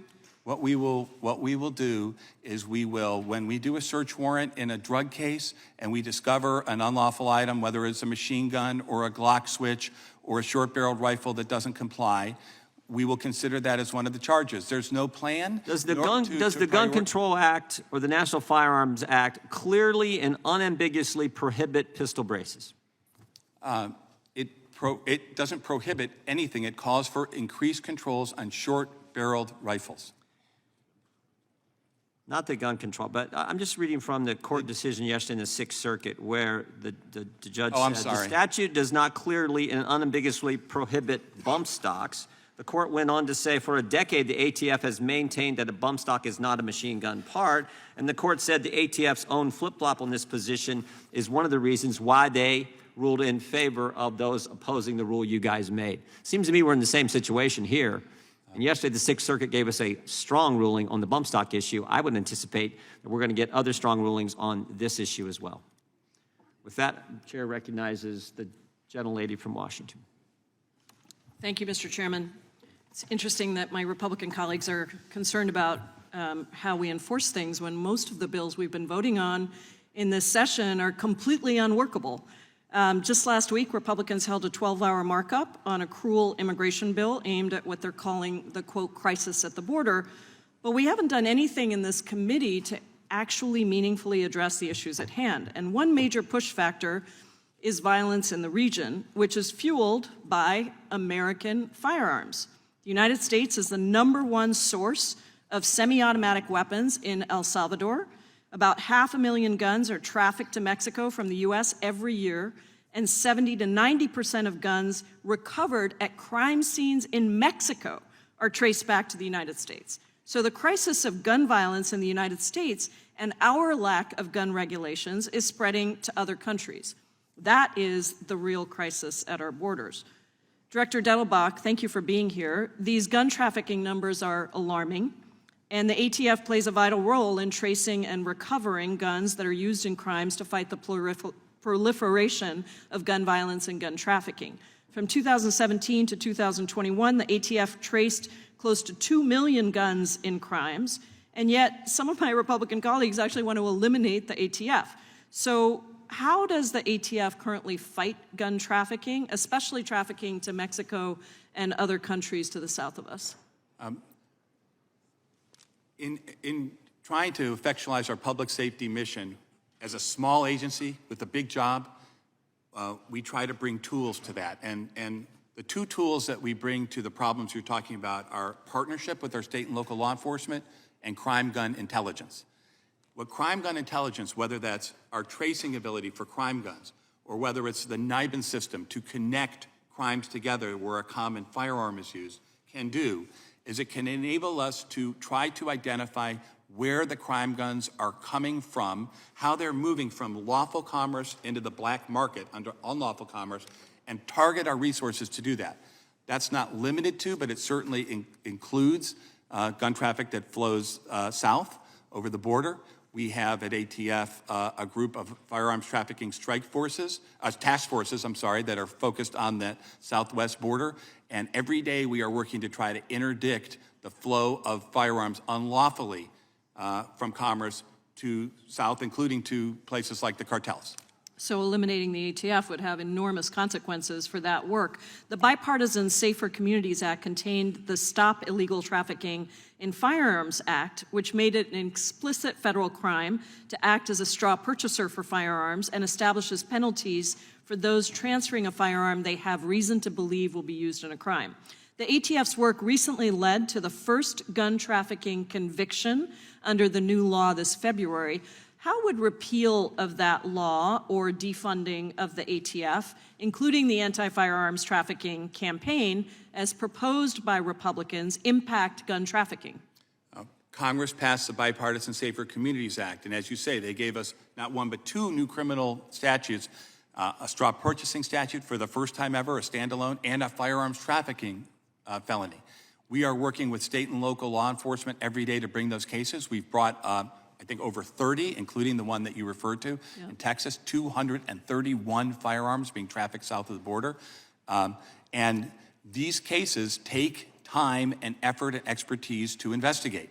And so to implement those laws, to enforce them, ATF needs to have the resources to be able to do those investigations, to follow through, and to take people who are criminals supplying crime guns, not the law-abiding citizens, but supplying crime guns to criminals and take them out of that business. Thank you for that work. The second volume of National Firearms Commerce and Trafficking Assessment found that over 1 million guns were stolen from private residences from 2017 to 2021, and that these stolen guns make up a substantial portion of guns that are eventually trafficked and used in crimes. I have proposed the Safe Gun Storage Act, which requires strong standards for firearm storage devices to prevent unintended use and theft. But sadly, my colleagues across the aisle oppose even this sensible gun safety measure. Could safe gun storage or other common sense gun legislation stop the large flow of firearms across the United States borders into other countries, or at least substantially help with that issue? I talk about the issue of safe storage often. And the way I try to communicate, because I think this is something we can have consensus on, is that there is a right to bear arms in this country, but people should understand there's a responsibility to safely secure your firearm. And it means a lot to you. It's an important right. So why wouldn't you try to secure it? Firearms that are stolen from cars and parking lots at malls are not used to hunt or for self-protection. They end up at crime scenes in the next community or in your community to hurt people. I would just encourage everybody to do what your local police chief, sheriff, ATF, SAC says, which is please think ahead and just act responsibly and secure your firearms. It's what everybody wants, and real people in our communities are getting hurt by just carelessness. Thank you. Time of the gentlelady has expired. Gentlelady yields back. Gentleman from Arizona is recognized. Director Dettelbach, I'm so glad you finished up talking when you're talking about stolen weapons. When weapons get in the bad guys' hands, they're stolen from some group. We already had Mr. Gates talk about the weapons that were stolen from you. But let's just talk about it. I know you thought Fast and Furious was over with. It's not over. It's not over. There's a licensed FFL that I am aware of that sold a weapon during that Fast and Furious time. Who did he sell it to? To ATF. Guess what? It was recently traced to a crime. Guess who's got to respond to that? The FFL.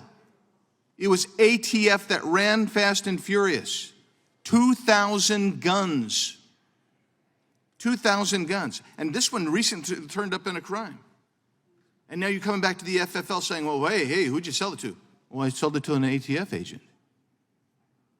Where did it go? Well, you guys had guns stolen from you. So I want to know this. How many other guns from Operation Fast and Furious remain unaccounted for? Operation Fast and Furious has been the subject of numerous reports, and I do not have. So you don't know. I don't have the specific answer. I can get back to you if there's source information. You don't know because there were over 2,000 guns. Last report that was published was that you'd recovered 700 of them. Mexico reported 150 people killed or maimed with guns that ATF had for the Fast and Furious. That's what the radical left Democrats thought was a great program. So don't elaborate and try to say, oh, hey, guess what? You know what? I can get you numbers. I would like those numbers. Because I also want to know this. How many guns walked away altogether from ATF? Since Fast and Furious. During Fast and Furious. Fast and Furious, which was, I think, 15 years ago, there were reports I can check and get back to you with the public record, but we have implemented numerous controls to try and make sure that we're respecting public safety. But what happened earlier today, it was just reported this year, the IG said that you still haven't implemented enough reforms, guidelines to watch over to make sure. You were the victim of how many guns were stolen from you guys? Most of the items that were stolen from the National Destruction Branch, which is what I think you're referring to, were parts, were firearm components. There were some number of firearms that were also stolen. You're not going to tell us the number? And I don't know, sitting here, the exact number of complete How many guns from firearms Fast and Furious were recovered at crime scenes? Again, I don't want How many FFLs are you inspecting today because they sold to ATF during Fast and Furious? Do you know that? I don't believe we're inspecting any FFLs today. Well, sure you are. Sure you are. Because I've had please allow me to finish. Because of any conduct that relates in any way, shape, or form to Fast and Furious. Well, sure you are, because I know, because an FFL contacted me and showed me the docs. You guys are inspecting and going after an FFL who sold to ATF. I'm sorry if I misunderstood. I thought your question was, are we inspecting people because of conduct in Fast and Furious? It would be 15 years since it would be normal, which in the normal course of business, to inspect a federally licensed firearms dealer once a decade. But the problem that we have here, and this is just one of many FFLs that are undergoing rigorous problems from you guys. This is an FFL that's sold to an ATF agent. The ATF lost track of that weapon. It gets used in a crime, and now he's having to respond. Why isn't ATF having to respond? Because it gets back to the hypocrisy of your zero tolerance policy.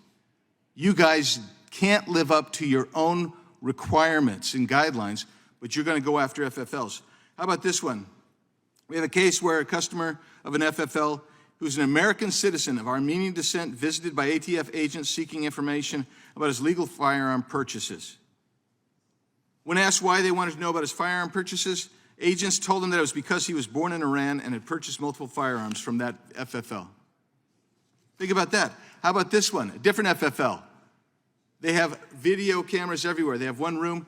The ATF inspector goes in, takes the documents with him, and on their personal phone starts taking pictures of all the documents, personal phone. Is that normal? Is that normal to use your personal phone? Again, I'm not familiar with the facts and circumstances of that Is that particular normal? matter, Is that part of you guys? But we conduct our inspections pursuant to a procedure. It is a public procedure, and we follow that procedure in conducting those. Including personal phones of your inspectors. Time of the gentleman has expired. The chair now recognizes the gentleman from California for 5 minutes. Director, okay, watch this stuff. Director, right over here. Director, our kids are dying. They're dying in their schools. They're dying in their communities. And if they're not dying, they're drilling. Every day in America, kids are going through traumatizing mass shooter drills. And so it's just maddening to me that this committee, as our kids are dying, with the responsibility of protecting our kids, the greatest resource in our community, that they would bring you here and attack you, whose job is to protect our kids. I look at this as very binary. You can protect your home, you can take your kids hunting, you can shoot for sport, but if you're not on the side of protecting our kids, you're on the side of helping their killers. That's it. You either can help the kids or help the killers. But I also fear that this rhetoric from my colleagues is putting targets on the backs of law enforcement. Director Dettelbach, have you seen increased threats over the years to your agents and just federal law enforcement in general? It is my deepest honor to be here representing the brave men and women, the career people who work at ATF every day. And what I will say is that attacks on a political appointee, I understand, unfortunately, it's just become part of our country, but I would say those men and women who are out there doing their job, risking their lives to try to protect people in law enforcement, in all of these functions at ATF, they deserve our respect and support. It is the greatest honor of my professional life to be able to sit here and call them colleagues, because they're incredibly brave, dedicated people. And they're not people who have been all personally involved, right? They're there because they care. That's the same with our state and local law enforcement partners. And when they're attacked by political leaders, does it make it easier or harder for you to recruit people to go into law enforcement to protect our communities? I think, it's no surprise that it is difficult it's a very difficult and dangerous job to start with, and it is more difficult to recruit people and retain people now than ever. And so I just think as a country, we can try to support the brave work that these career people are doing while having our disagreements about things we feel passionately about. I was raised by a cop, 2 Republican parents, and they were a pro-police party, but I fear that that is no longer the case. Marjorie Taylor Greene, one of our colleagues, campaigns and raises money on a defund the FBI platform. Chip Roy on this committee has often said we need to defund the border and the police who are at the border. Mr. Massey on this committee has called for defunding the ATF. The chairman of this committee, Jim Jordan, recently said in a TV interview that he wants to defund the FBI and the Department of Justice. And this committee's chairman had, before this committee, in just the last 45 days, a witness who said, F cops. When you're the chairman, you can call anyone who walks this earth as a witness. And they called somebody who had recently tweeted this year, F cops. So, Mr. Dettelbach, I fear that they continue to put a target on the backs of good, honest, working cops who walk the beats in our community, and I share your concern with that. I also want to ask you if it would surprise you to learn that JAMA Network, which is a medical journal, recently estimated that the economic consequences of gun violence in our community is $557 billion a year. That takes into account police investigations, medical treatment, long-term physical and mental health care, earnings lost to disability or death, criminal justice costs, pain and suffering, and that is equal to 2.6% of America's gross domestic budget, 5 times the budget of the Department of Education.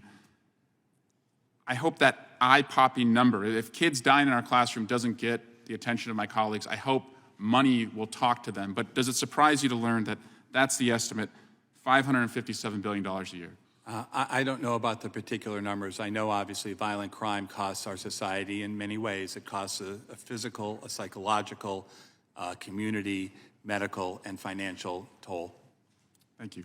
Yield back, Mr. Chairman. Gentleman yields back. Gentleman from Kentucky, Mr. Massey is recognized for 5 minutes. Thank you, Mr. Chairman. Mr. Director, in 2012, John Spencer, Chief of Firearms Technology Branch, wrote a letter to Alex Bosco, inventor of stabilizing brace. We've talked about this letter already. He said, based on our evaluation, FTB finds that the submitted firearm brace, when attached to a firearm, does not convert that weapon to be fired from the shoulder and would not alter the classification of a pistol or other firearm. You're aware of this letter? I am aware of the letter, yes. Did Congress pass, between this letter being issued to Mr. Bosco and the production and distribution of 10 to 40 million of these braces and the implementation of your rule, did Congress pass a law? What changed? Congress did not pass a law, but something did change. What changed is that that item that was submitted was not produced and was not the item that was marketed. And Mr. Bosco, I think, before this committee said that people were using stabilizing braces in ways that he hadn't anticipated. Okay, let me challenge that assertion. So you say that the brace changed, and so you had to implement this rule. Well, I've got here the actual original brace that this letter was responsive to. Are you telling me that this brace is exempt from your rule? What I'm saying is that if people have products that are not Is designed... this brace exempt from your rule? I can't sit here and classify. This but is if the it's brace you submitted, wrote we the will letter give it a to. classification, and if it's not ruled to be attached as a short-barreled rifle, it will not be subject to the rule. Would you please quit telling this committee that the brace has changed and that's why you did the rule, when in fact you're not exempting the same brace that you gave this letter to? If the brace is submitted, we'll classify it. Do you still have the same agreement that this brace that the ATF agreed to in 2012 should not be under the jurisdiction of your rule? If that brace is submitted with a firearm, we will examine and classify it. If it doesn't qualify... Okay, reclaiming my time, because it's pretty obvious you're misleading people here when you say that the brace has changed, because your rule affects the braces that didn't change. How many days have passed? How many days do people have to comply with this rule? They can always comply, but the initial period... Before they're felons? But the initial period, I believe, ends at the end of May. Okay. But people end of are... May, and it was 120 days, is that correct? People are only felons if they intentionally Is it 120 violate days? The law. I believe it's 120 days from the So date we've of got 36 days left of the 120-day grace period. Can you tell us here today how many people have complied by registering this product? I am not sure of the exact number. I can check, though, and get back to you. There are people who are making applications. There also can be detachment. So in other words, we don't count. That's not for us to regulate. If somebody we wrote the rule to make it easy to comply with. If somebody just at their home detaches the weapon from the brace and keeps them apart, they do not have to register anything. They can keep the brace. They can keep the business end of the gun. Okay, that's a great clarification. So you're not going to do some kind of constructive prosecution where you say, oh, you had this and you had that and you intended to connect them? They can just keep them detaching separately? them as we Keep them approach separately. But okay, because that's not clear in your rules. What is the punishment if somebody is convicted as a felon under having this piece of plastic? If people are convicted of not following the Gun Control Act, it's a serious felony conviction, but that requires intent. Can you just give me the number? Is it 10 years? I believe it's a statutory maximum of 10 years. 10 years for owning a piece of plastic that you were told was legal and that you owned for a decade and that millions of people did? This is what offends the sensibilities of Americans, whether they own these or not. Do these make the gun fire more rapidly? The stabilizing. Do these increase the muzzle velocity? The stabilizing. Do these allow you're not answering any of the questions. Do these allow the firearm to carry more bullets? The stabilizing braces allow, if they're the kind that count, allow the firearm to be shouldered. Let me ask in you a way this. that Congress I'm glad you brought that up. So this is a stabilizing brace here. Here's a pistol without a stabilizing brace. Does the buffer tube, could that be shouldered? Again, that would have to be submitted to the firearms experts at ATF, and we could classify it. Do you think you have the authority to reclassify this pistol as a short-barreled rifle simply because it has a buffer tube? Again, the rule is aimed at clarifying, and there are specific factors that are set forth in the rule. Do you think you have the authority to reclassify the firearm above because it can be shouldered? Again, for me to sit here and try to do a classification that firearms experts who've worked for decades do would not be appropriate. But we will give classifications, and if things don't qualify under the rule, then they don't qualify. And the piece of plastic in and of itself is absolutely not covered by the rule. I submit you don't have that authority, and you don't have the authority to do what you did. I yield back. The gentleman yields. Next, I'd like to recognize the gentleman from Rhode Island, Mr. Cicilline. Thank you, Mr. Chairman. To use the chairman's words, you know what Americans can't stand? You know what they hate about this town? They can't stand gun violence, and they can't stand the fact that the Judiciary Committee has done nothing about it. That's what they really can't stand. We're not here to talk about guns in the way most of us hope we would, that 40,000 Americans' lives each year are lost to gun violence, or how gun violence has become the leading cause of death of children in America, even passing car accidents, or how we've had more than 170 mass shootings this year already, or how our kids are being gunned down by assault weapons in schools again and again and again. No, Instead, Republicans have convened today's hearing to attack the agency devoted to preventing gun violence and to try to decimate its ability to keep Americans safe. During last week's vote to dismantle the ATF rule in this committee, my colleague Mr. Ivey posed a simple question. What are you willing to do to address gun violence? Anything? Is there any measure you'll work on to help curb this epidemic in this country? Anything at all? I think we have our answer. We should be talking about how we support the ATF and enable it to do its job. But today, again, we're here to attack the ATF and to try to even abolish it. So, Director Dettelbach, I want to first say thank you for your service, and to the brave men and women who serve at ATF. I apologize for the manner in which you have been treated in this hearing, but I hope you understand they're not actually interested in having an answer from you. This is about making a speech and having a video clip and sending it to Fox or maybe raising money off it. So please don't feel badly that you're actually not being allowed to answer a question. So I'm going to actually ask questions, and I'd love your answers. I want to talk a little bit about how the ATF enforces laws that Congress passes and adapts to new technologies and innovations.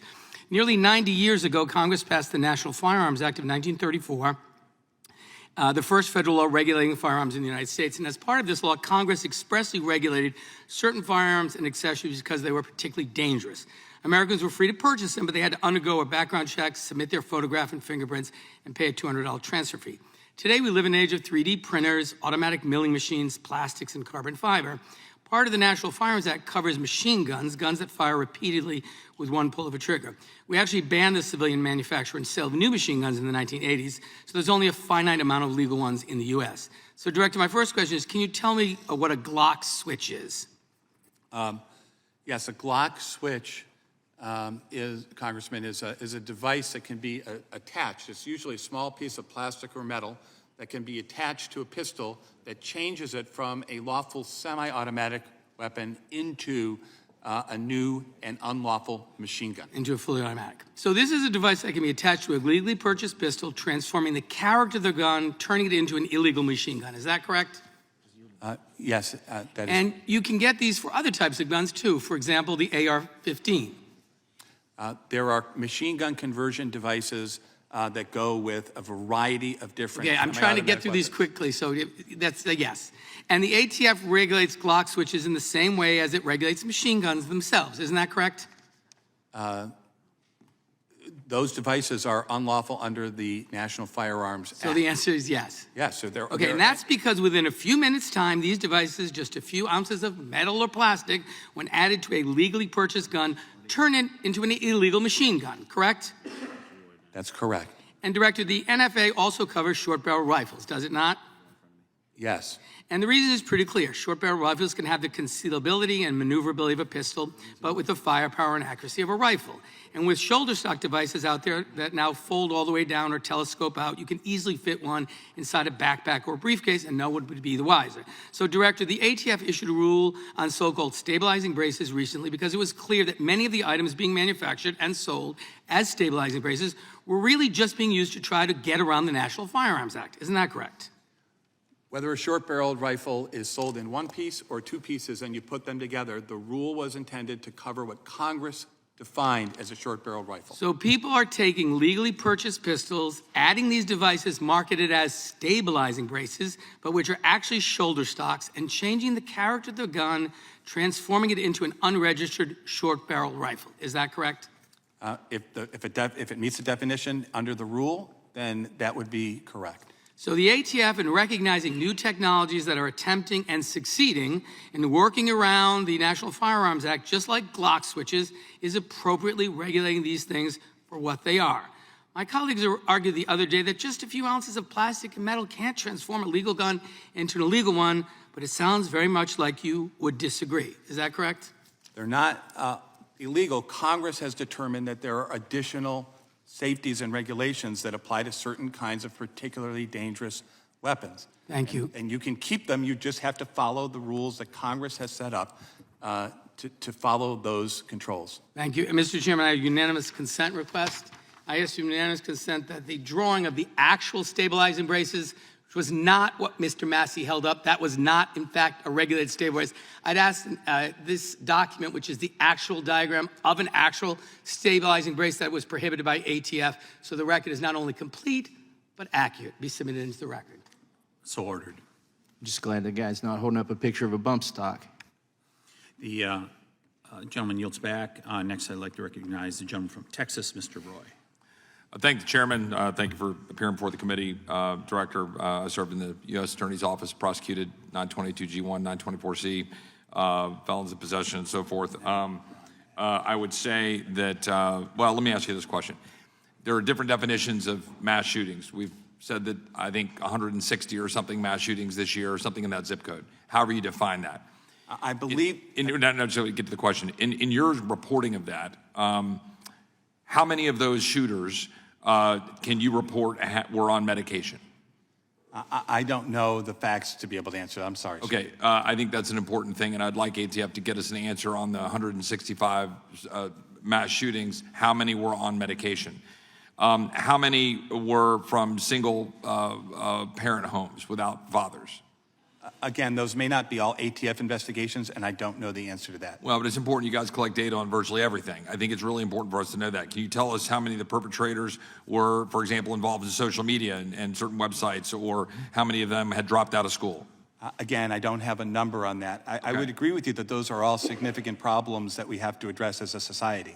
Well, I think that's something that's really important, and I want ATF to get us that information, because that has been missing from a lot of the conversation. As we focus in on the weapons being used, I want us to make sure that we're very clear about the nature of the individuals that are carrying out these heinous acts. What is happening in our societies? What is happening to our young men? What is happening to young men in fatherless homes? What is happening to people on medication? What is happening with respect to mental health? Because if we look at the data and we see what has occurred, particularly under COVID, and we look at both suicide rates up like 10%, murder rates spiked like 40%, and I think with the use of firearms, we see that we had a serious mental health issue and the use of medication. I think that's something the ATF ought to focus on. But here's something that I want to ask about. You all had an ATF agent named Brandon Garcia who submitted a resignation letter, I think you're probably familiar with, in which he wrote, ATF has been spending a significant amount of time talking about and changing the course of this agency to focus on, quote, the guns, end quote. Agent Garcia also noted the following. Last year, our headquarters spent pretty much the entire year talking about the vaccine and threatening termination for those who wouldn't get it. The deputy director threatened to prosecute agents for lying to a federal agent if we did not appropriately update our vaccination status in the system.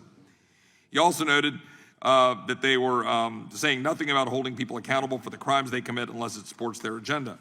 I think that's a question that I think we all want to know the answer to, which is, are we focusing on going after criminals carrying out bad acts, harming the American people every day for use of guns, every day, as opposed to targeting law-abiding citizens for the use of having a weapon that they are entitled to be able to have under the Second Amendment?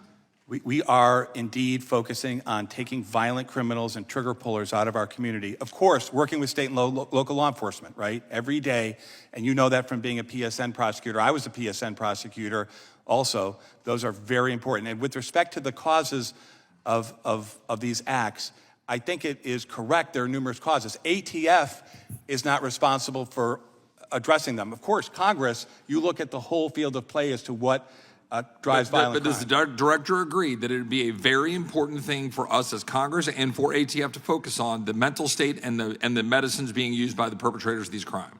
I think certainly that public policymakers ought to focus on that. Well, I appreciate that. And I'm going to run out of time. One other, because I got limited time. Sure. One other question with respect to the issue we're dealing here with the pistol braces. We know for sure that the United States Court of Appeals for the Fifth Circuit has overwhelmingly ruled that ATF overstepped its authority when it published the final rule that classified bump stocks as machine guns. Now, to make sure that it's very clear that I'm an equal opportunity basher of tyranny, the Trump administration issued that bump stock rule, and they were wrong to do it. They shouldn't have done it. They did it, the Fifth Circuit struck it down. The fact is, what we know about this rule, the pistol brace rule, is that it is the exact same overstepping of power. And that I think the director ought to respond to that question in just 1 minute. But I want to ask one question pretty quick right here as I wrap up. Do you believe that Americans have an individual right to bear arms? The Supreme Court has said that. So yes, the Supreme Court has said in the Heller decision and then in the Bruin decision that the That it is an individual right to the bear Second arms. Amendment gives the individual right to keep and bear arms. And so what I would just suggest to the director is that when we know the Fifth Circuit has slapped down a regulatory overreach with respect to bump stocks under a Republican president, and now we have a effort here under pistol braces, which is looking backwards to take a piece of plastic, as my friend from Kentucky said, to add to a weapon, and to say to someone who had a lawful product for the entire time they've had it, to now say that it is unlawful. Would the director agree that that is something that the Fifth Circuit is very well going to look at and say that is an overstep of the executive branch over legislative authority? I yield back. You may answer the question. As with the bump stock case, it is in litigation.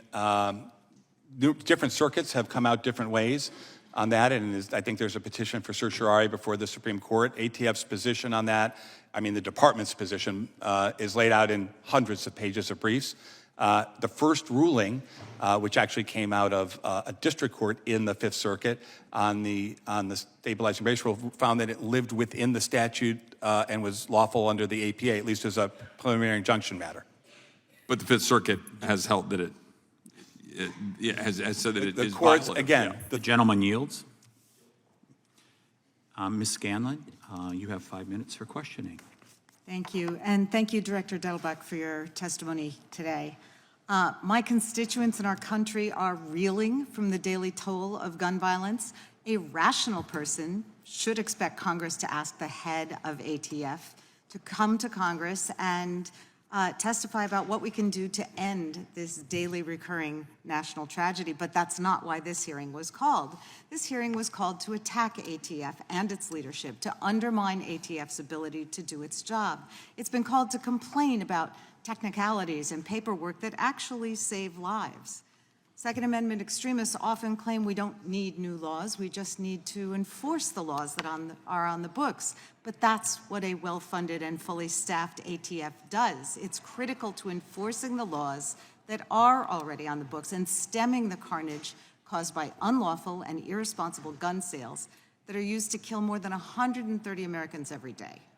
I want to focus today on important ATF tools that can check rogue gun dealers who profit from sales as they willfully enable violent crime with straw purchases and unlawful sales. And I know we have to move quickly because of timing, so if you want to submit additional information, we'd love to see that. More than 20 years ago, an ATF study showed that just 1% of federal firearms licensees, or FFLs, were the source of more than 60% of all guns traced to crime nationwide. Since then, congressional gag laws have prevented ATF from publicly sharing data that can be used to examine patterns of gun trafficking or to identify gun dealers who profit from selling guns to criminals, whether directly or indirectly. However, the Brady Center to Prevent Gun Violence recently analyzed 2 decades of data about crime guns released by Pennsylvania, and that report confirmed the trend still holds. And in Pennsylvania, just 1% of gun dealers were the source of 50% of crime guns. Can you briefly tell us how ATF uses crime or trace data to prioritize dealers for compliance inspections and prevent firearms from being diverted into the illegal market? ATF is committed to transparency to the extent allowed under the laws passed by Congress. And I would point out that recently, just several months ago, under the direction of the Attorney General and the President, ATF published the single largest compendium of information on crime guns ever put in one place in the United States in one of our firearms trafficking and commerce reports, Volume 2. It goes state by state. There are 40 cities. We will do analyses for any cities that weren't included in the first 40. And it tells the story in a way that hasn't been told before with data as to how firearms get from lawful commerce to crime scenes. We take that kind of data and use it as part of our crime gun intelligence program to try and target as best we can, and we can do better at this. We need to keep striving to push ourselves to be better. As best we can, our very limited resources to try and stop that flow of unlawful firearms so that we're not focusing on the vast majority of firearms dealers, which are law-abiding businesses. And we're focusing as much as possible either on those that willfully violate the law, but also, it's important to understand, to harden the targets because even if you're a law-abiding firearms dealer, but you're being targeted by a criminal firearms trafficking organization, to help them to follow the rules which are designed to protect them from being victimized even unknowingly. Okay. So we work collaboratively with firearms dealers all over the country on this. Well, I appreciate that. One of the gun dealers that perhaps is not an unwilling victim is a Philadelphia gun shop called The Firing Line. And in this report published concerning Pennsylvania crime guns, it was determined that 1,800 crime guns were traced to this one gun dealer between 1999 and 2020. A 2017 ATF inspection report of the dealer, which I have here, found multiple repeat violations, including willfully transferring firearms to prohibited purchasers, facilitating the straw purchase of firearms, missing firearms, and a failure to respond to ATF trace requests. Now, obviously, this is before your tenure. But despite that record, the Trump administration's ATF issued a warning to the dealer instead of revoking its license. They got a stern talking to, but they continue to profit from their sale of guns that are used in crimes in Pennsylvania and beyond. So Congress has given ATF authority to revoke licenses. Can serious violations such as willful transfer trigger the zero tolerance policy that ATF is working on now? The key word that you use is what Congress said, which is willful. When we find that firearms licensees are willfully violating the laws that Congress has passed, and we have articulated several, I think 5 specific violations, although willful conduct can be broader than that in certain circumstances. That's what we try to do with respect to targeting our resources with respect to filing a notice of revocation. After the notice is filed, the licensee has the right to a hearing and to go to federal district court as well. Thank you. And Chairman, I see my time has expired, but I have 2 unanimous consent requests. The first is I ask unanimous consent to insert into the record a report from the Brady Center to Prevent Gun Violence entitled Uncovering the Truth About Pennsylvania Crime Guns. So ordered. Okay. I also seek unanimous consent to enter into the record the video played by Mr. Cicilline at last week's Judiciary Committee markup that demonstrates how the gun industry markets and many gun buyers actually use the stabilizing braces, not as assistive technology for disabled veterans, but as a way to convert large format pistols into short-barreled rifles and evade the National Firearms Act. So ordered. Thank you. Gentlelady yields. Next, I'd like to take 5 minutes to ask a few questions. Director Dettelbach, are you familiar with Operation Fearless from a decade ago? I'm sorry. Operation Fearless from a decade ago, are you familiar with that? I don't know that I'm familiar with the details of that particular operation. If you start talking about it, maybe I'll be reminded of the name, but not as I sit here. So the largest state newspaper in Wisconsin wrote about it, suggested a lack of planning and oversight in regards to trying to get people who were running drugs, running guns, stuff like that. I take it you're not familiar with that? Again, by name, if you could, was this related to a certain type of investigative technique? I might know it not by the name, but by the facts as you say them. Yeah, so it happened in Milwaukee, and they found out later after the investigative story was put out by the Journal Sentinel in Milwaukee that this is actually being done in 5 other cities also. And are these type of operations still going on around the country? Not knowing the type, what type of operation. If you tell me just in general, I can. So failed operation, Operation Fearless, is an ATF violent crime impact team opened a storefront in Milwaukee neighborhood. A storefront. Okay. Yep. So with respect to, and I do remember some of the public reporting on the storefront issues. So I'm not going to comment on any ongoing operation that ATF may be or may not be undertaking, but I'm glad to talk about that, which is, look, when we do in law enforcement, are there operations like that? I'm not going to reveal whether any law enforcement ongoing pending operation is occurring now or not. Okay, thank you. That would endanger people in the field, and we can't do that. Because it was a failed operation, and it was shown that it was being done around the country by the ATF, and which was really a serious problem. And we would like to know if things like that are going on Well, yet. so, no, but I understand. With respect to storefronts generally, I think there was public reporting and there were some issues with the way that storefront operation was conducted. ATF did, I believe, I wasn't there, but my understanding is from the U.S. Attorney's community, my knowledge there was that ATF did impose additional restrictions and change the way those operations were going to try and better run them. If you'd provide that data, that'd be terrific. I think in that, if I remember correctly. If you would. So is it I take it it's a priority at ATF to review FFL violations. Is that correct?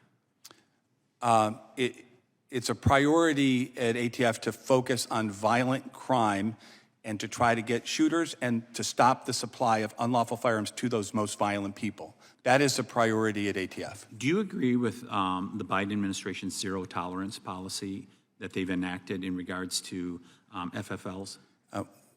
We implement the Enforcement and Regulatory Enhancement Initiative, which people call different things, and I think we're referring to the same thing, which focuses on a limited number of willful violations. And so Congress has said that that's what we should be focusing on. Well, that's what the Biden administration said. It was an executive order. Congress said that willful violations are the only kind that can result in revocation. So the number of revoked FFLs are up significantly, correct, in 2022? I believe that there were 90-some that were as a result of this particular enforcement. Has it reduced crime? The Congressman was talking about this before. There are lots of causes of gun crime, and it's impossible to say that any one of them is going to be the silver bullet. But that, to me, doesn't mean you don't work on all of them to try and address the issue. Sure. So as we talk about these FFLs, do you have regular training for your employees in regards to how to review these FFLs? Regular training. I'm sorry, yes, we have regular training for our employees at ATF. Yes, we do, Congressman. And are there violations for violating these firearms transaction records? Are there penalties for violations? If an FFL is in violation, there's a series of different actions at different levels that the statute allows ATF to take. And also firearm transaction records, right? Like a 4473? Yeah, if they inaccurately fill that out or if they lie on it, there's penalties. Well, the person who's buying the weapon fills out many parts of the 4473, and if that person who's buying the weapon doesn't tell the truth on those forms, there are serious penalties for lying on that form. If they violate, should they be prosecuted? Yes or That's no? up to U.S. attorneys' offices to determine. We investigate cases, refer them to U.S. attorneys' offices, and they make those determinations. So if someone violates, regardless of who they are in society, they're turned over to a district attorney and to be charged? If ATF investigates a matter and believes that there's been a violation, it would be referred to the appropriate prosecutor. Should the president's son be turned over since he violated Form 4473? I think that's been publicly reported that is an ongoing investigation. Again, I am not going to comment on any ongoing investigation. So you don't take a position on we should have equal justice, we should not have a two-tier system of justice? I'm not able to comment on any ongoing investigation, whether it's the undercover operations that you referred to or any particular case. I just can't comment under long-standing Department of Justice policy under both parties' administrations on pending investigative matters. I've exceeded my time and yield that time and would recognize the gentlewoman from Georgia, Ms. McBath. Thank you so much, Chairman, and thank you, Director Dettelbach. It's good to see you, and thank you for coming before the Judiciary Committee today. I thank you so very much for the important work that you're doing in your role as Director of the ATF. The first permanent one that we've actually had in this country in over 8 years. Can you imagine that? And so 8 years, the ATF conducts some of the most critical work of preventing crime from happening, such as by ensuring background checks are completed so that those who are not legally able to possess a firearm cannot actually purchase them. ATF, we know, also works with local and state law enforcement, as he has expressed over and over again this morning, to trace firearms that have been used in violent crimes, to assist in making convictions in prior crimes and stopping future crimes from happening. They also work to prevent illegal firearms trafficking, reducing the risk of public safety in our towns and our cities. If this Congress is committed to keeping our communities safe, keeping Americans whole, we must do everything in our power to support the ATF and its initiatives. Director Dettelbach, one of the great achievements of the 117th Congress was the passage of the Bipartisan Safer Communities Law. That was my law. The most significant gun safety package in almost 30 years. The initiatives set forth in that law include things such as funding for the implementation of extreme risk protection order programs and laws that ensure that firearms are not in the hands of those a court has found through due process as a danger to themselves or to their community. Funding for community violence intervention and working to close the gun show loophole. Please share with us, because I do believe that you have been just unjustifiably kind of attacked today. So please share with us how the ATF is implementing all of the provisions of the Bipartisan Safer Communities Act, that law. Thank you. Congress passed the Bipartisan Safer Communities Act shortly before I came on as director of ATF. And since that time, the parts that actually fall within ATF's jurisdiction, we've been working very hard to implement. There are other parts, because this is an all-of-the-above approach that has to be taken to violent crime. Others are working on more. But two of the things that Congress did was gave us our first standalone straw purchase felony and our first standalone firearms trafficking felony under federal law. And we have been investigating with our state and local partners those kinds of cases. And we've brought over 30 different defendants, more than that, have been prosecuted.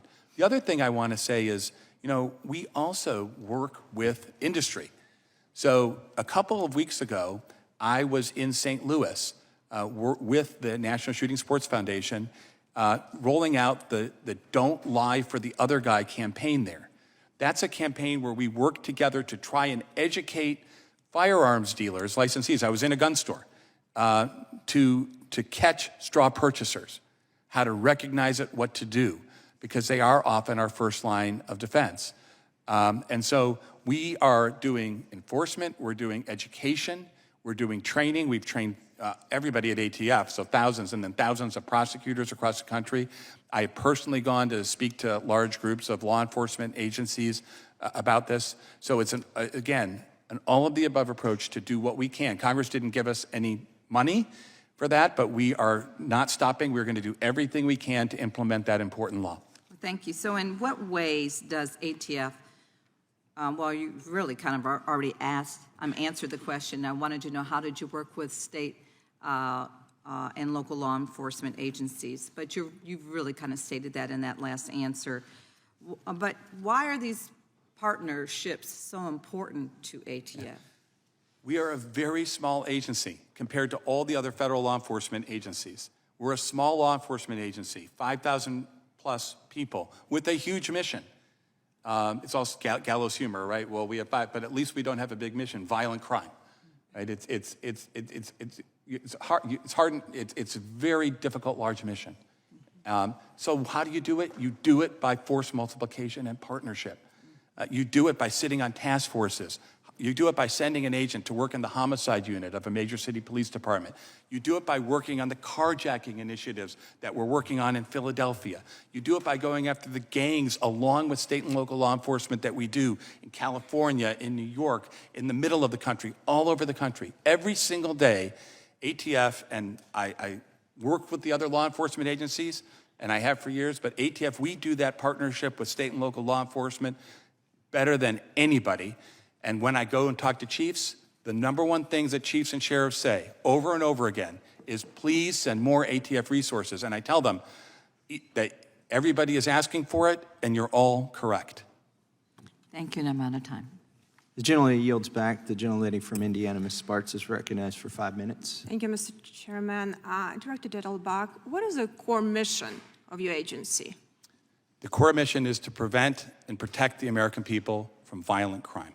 So do you believe that, trying to, pretty much turn millions of Americans, law-abiding citizens, into criminals just for owning a piece of plastic is really where you should put so much emphasis? Is it something you have nothing else to do? I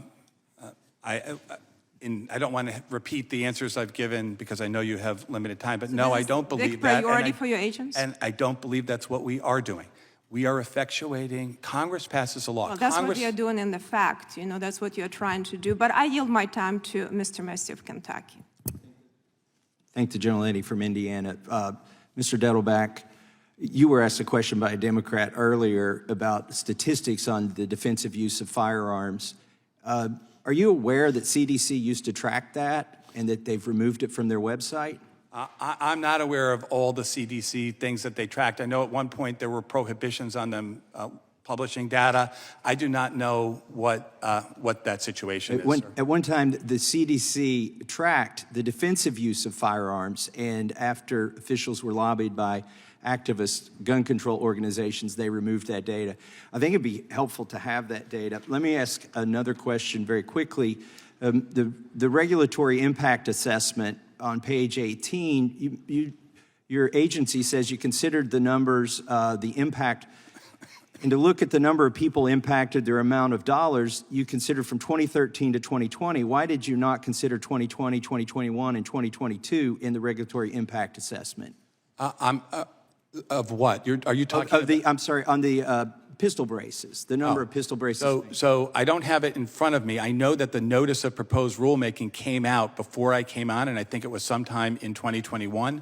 I don't know when data was referred, but I do know that there is significant information in that APA record and in the public document that is not consistent with some of the numbers that people have said here today about how many individuals are impacted. It's because, yes, the RA understates greatly the impact of this because you didn't consider the most recent numbers of production. In the millions, you left off millions of them. A quick question about a couple other topics here.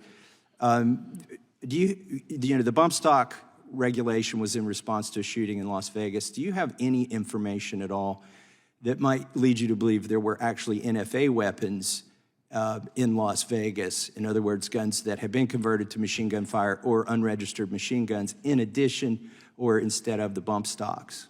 I am not privy to the details of the investigation, so I do not have any information about the details of that. Who's in possession of those firearms? I don't know who's in possession of those firearms. We'd like to know that. Also, I see that you're cooperating with the FBI, the ATF is, on the January 6th pipe bomb investigation. What can you tell us about how that's going? Obviously, that's a significant matter. It is an ongoing criminal investigation, and so I'm not going to comment on an ongoing criminal investigation. Were those pipe bombs operable? Again, the ATF is the expert. Again, it's an ongoing criminal investigation, and under long-standing policy, I cannot comment. And we've just had a whole committee for 2 years that investigated ongoing investigations, so I'm not accepting that answer from you. We need to know these things. Do you know how the pipe bomb was discovered at the DNC? We've been told how it was discovered at the RNC, and according to a press release from the FBI, you're working with them on this investigation. Respectfully, I understand your disagreement, but I cannot comment because it is an ongoing criminal investigation. Well, I think you can comment. Can you tell me, in the time that we have remaining, why a national firearms registry is not only against the law, but also extremely problematic for law-abiding Americans?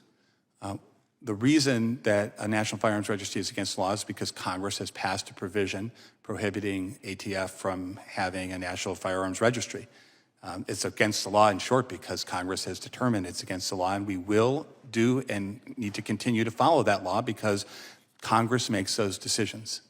If you require millions of gun owners to register firearms simply because they have a piece of plastic, are you circumventing this congressional law against a registry of firearms?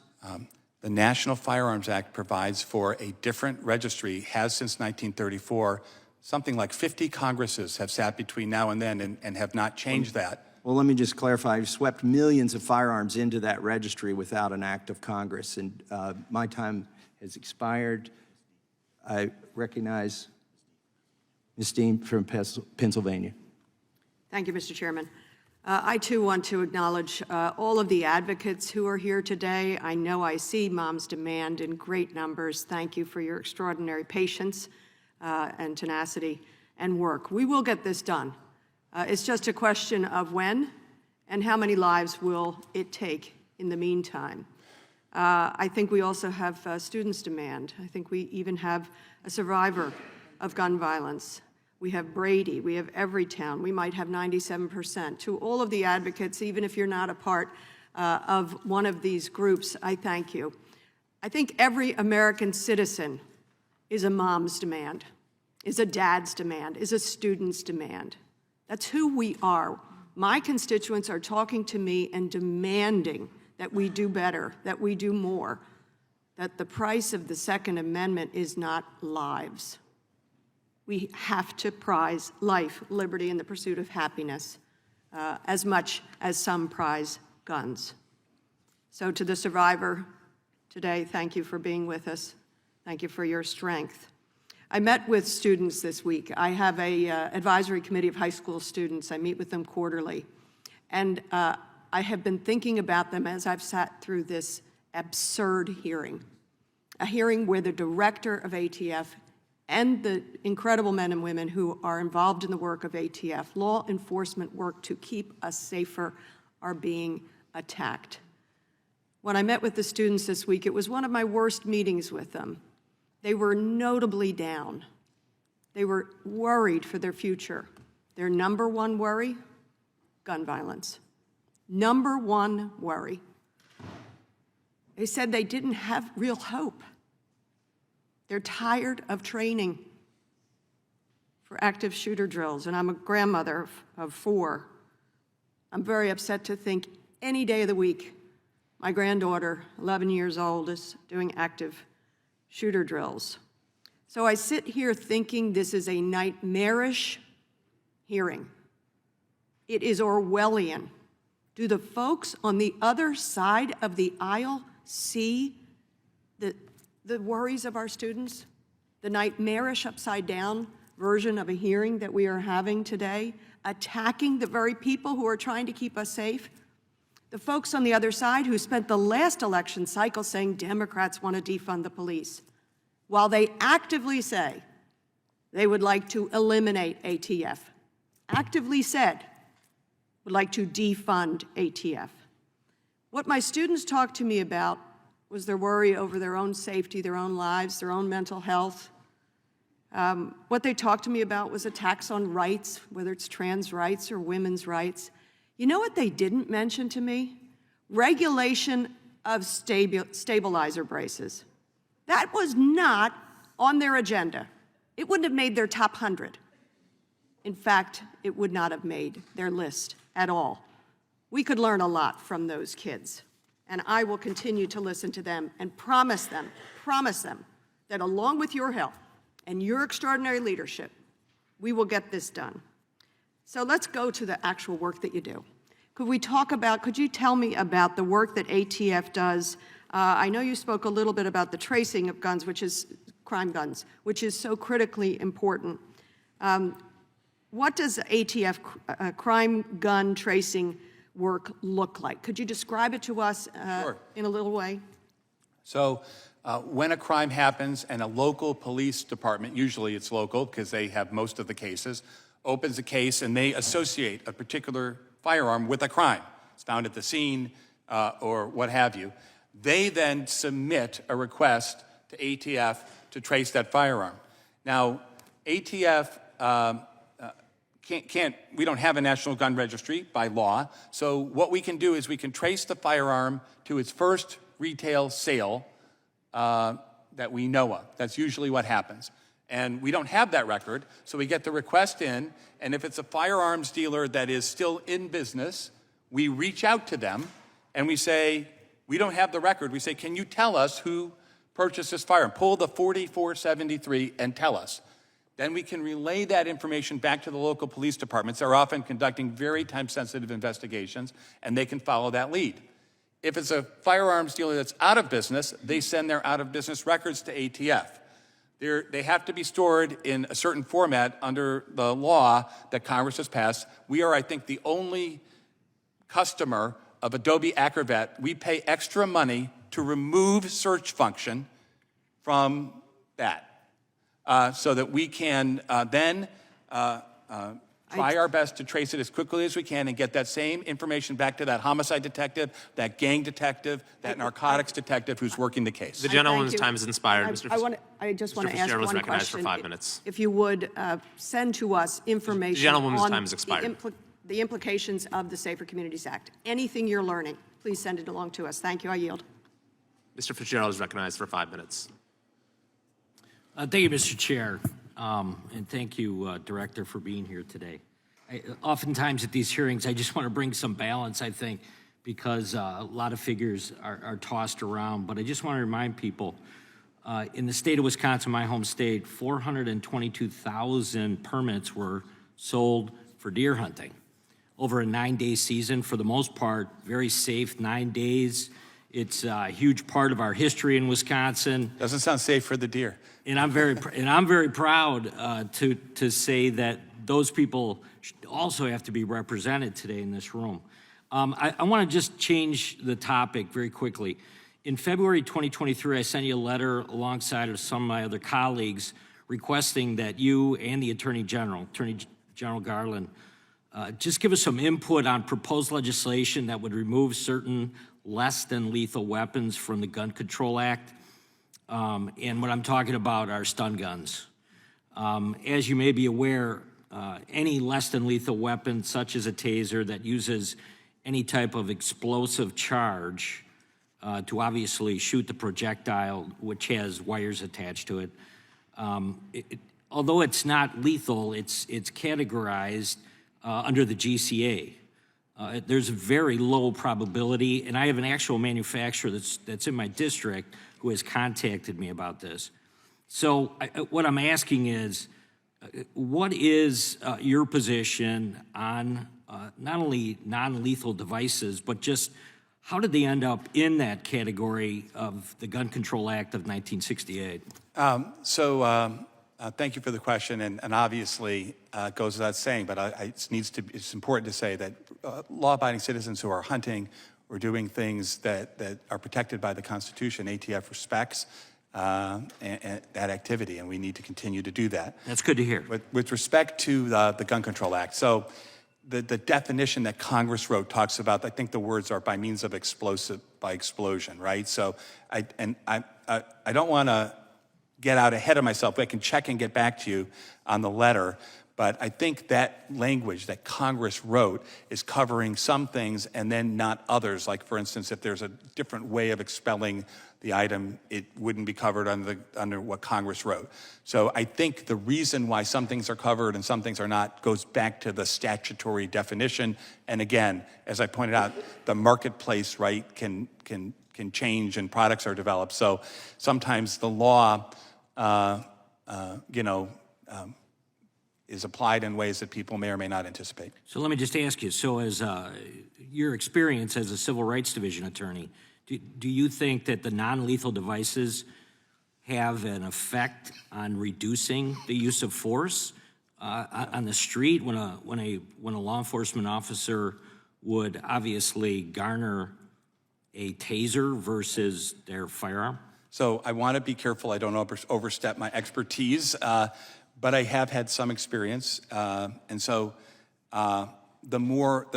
when police officers have options as to what to do and what to use, right, they have more different ways they can respond to a situation. Now, there are different rules for devices that are possessed by law enforcement as well under the statute that Congress wrote.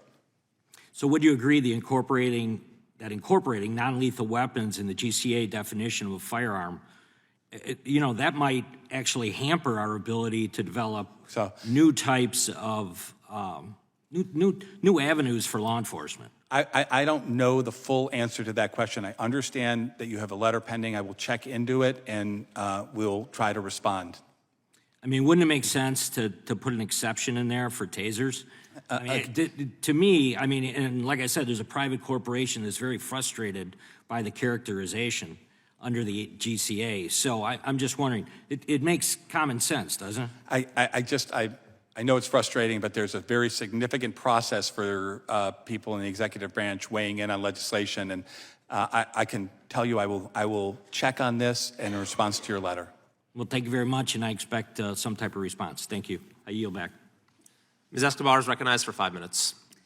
Good afternoon, Mr. Dettelbach, and to members of your team. Thank you so much for your public service. Thank you for your work. Thank you for doing everything you can to increase safety in our country and communities across America. I want to thank the volunteers who are here today, and I know that there are many, many more who are watching throughout the country. All these incredible advocates and activists who come together time and again to demand fundamental safety for yourselves, for your families, for our smallest, tiniest Americans. Thank you for everything that you do. I represent El Paso, Texas, a community that has had 2 mass shootings since 2019. I have also had someone very close to me murdered through gun violence. It is absolutely everywhere. We are a nation awash in guns.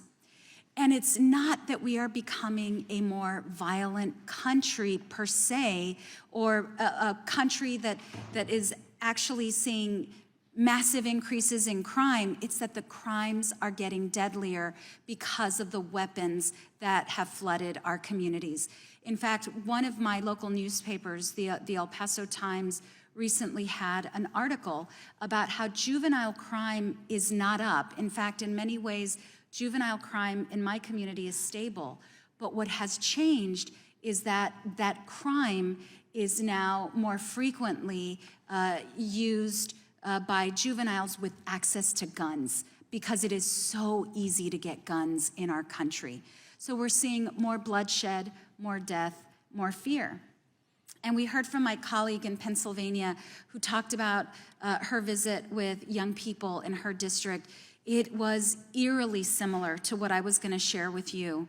Just this weekend, I met with my Youth Advisory Council, incredibly talented, optimistic, hopeful, ambitious young people.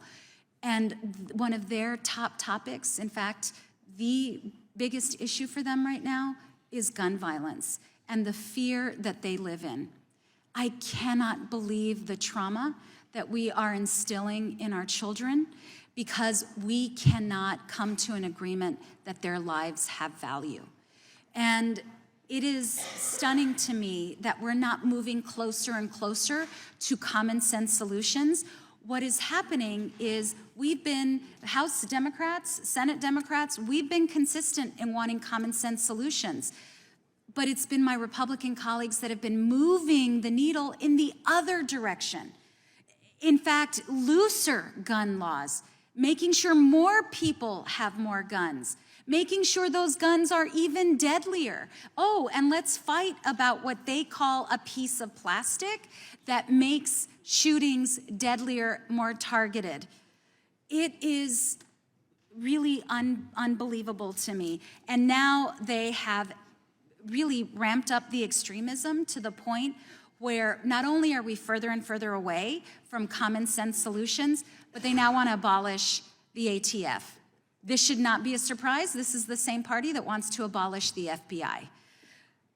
Mr. Dettelbach, I'd like to ask you a question. A 2021 investigation found many instances in which federally licensed gun dealers were violating the law but were allowed to stay open.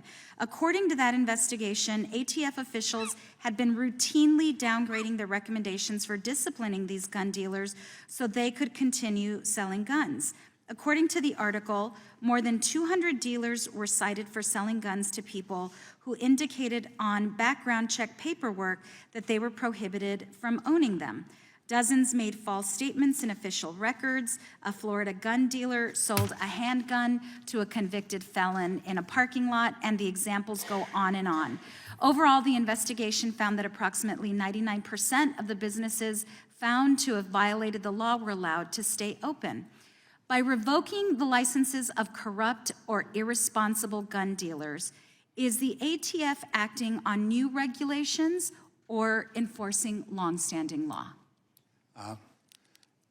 At ATF, we do not write the law. Congress writes the law, and we enforce that long-standing law. I believe that you're referring to a recent Inspector General report, and that was a report that I think had a lot of different recommendations. We welcome them. We will seek to implement recommendations from that report to do our job more effectively and efficiently, to use crime gun intelligence. We've already started doing that, changing because the period was already 16 months old, so we've already started doing that. And that was a report that I think one of the bottom lines of that report sort of criticized that ATF wasn't being strict enough, right?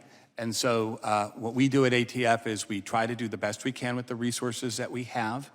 The men and women who are out there inspecting, there are 800 of them total for nearing 100,000 federally licensed firearms dealers and more inspections, because we also have to inspect all the explosive dealers every 3 years. We will continue to work hard to apply the laws Congress has written it and to hold those accountable who are committing willful violation, and to work with the law-abiding firearms dealers to try and protect the American people together in partnership. Thank you so much. Yield back. I'd like to take a moment to ask a few questions of the witness. Director Dettelbach, thank you for your testimony today. Do you believe that the Second Amendment is an important right?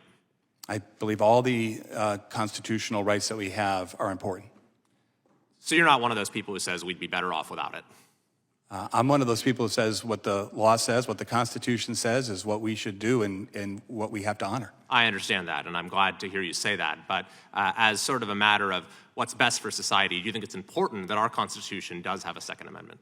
I think that all the amendments are important. It's very hard to start comparing the right to freedom of religion versus the right. They're all important. Okay, so why do you think the Second Amendment is important?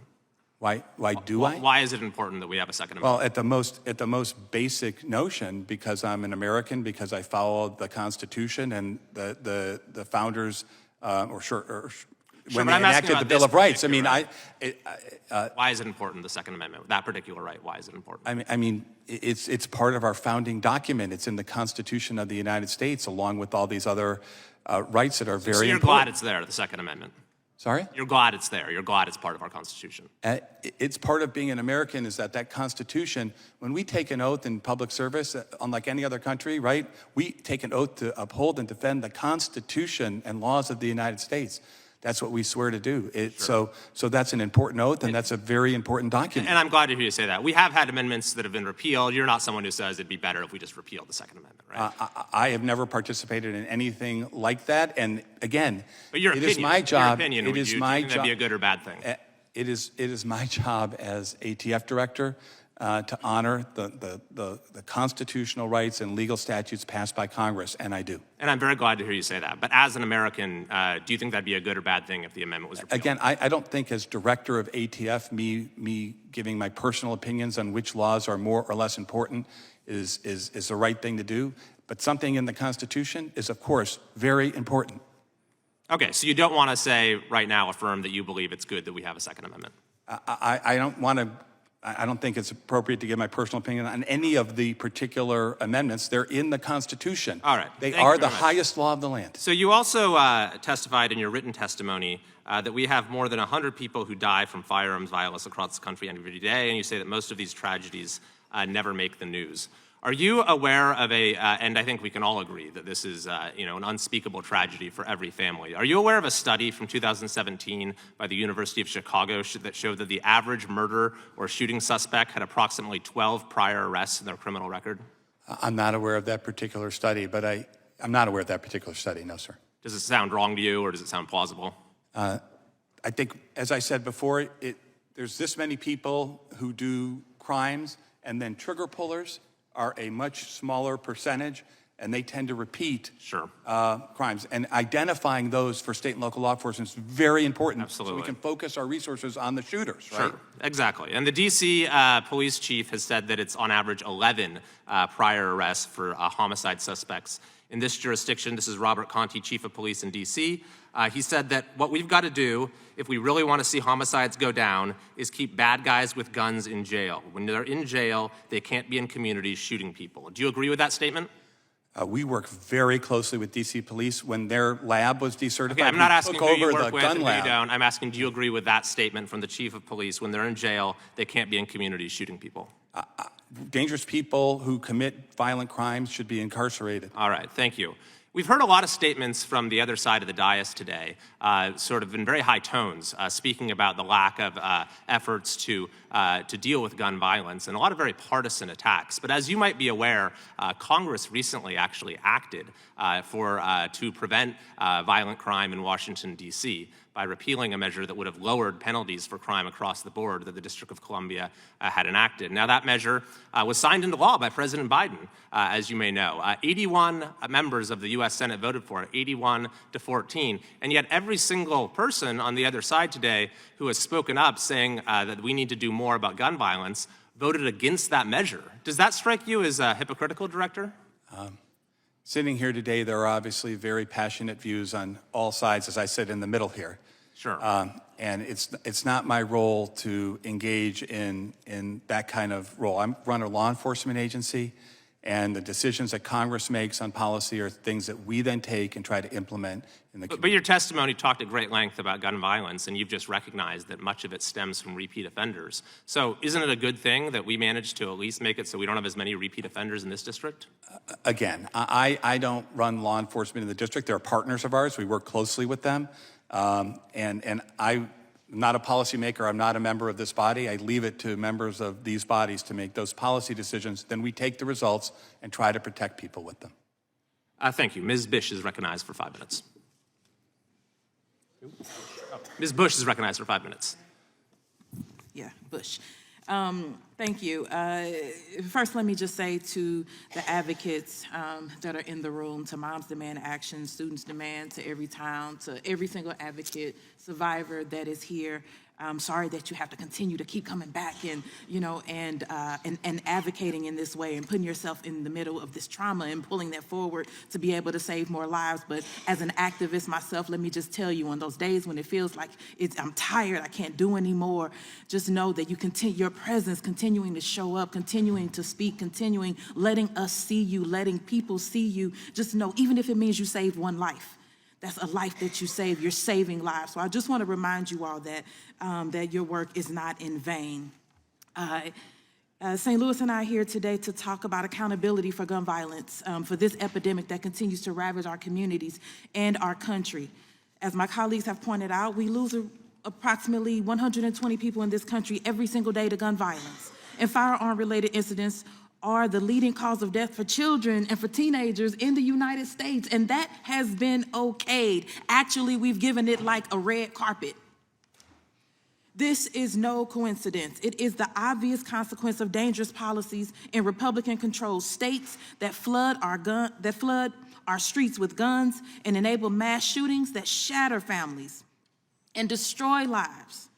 I know this personally as someone who has survived and been traumatized myself by gun violence. But the Republicans are desperate to make ATF a distraction from their pathetic and shameful obedience to the NRA that's getting people killed.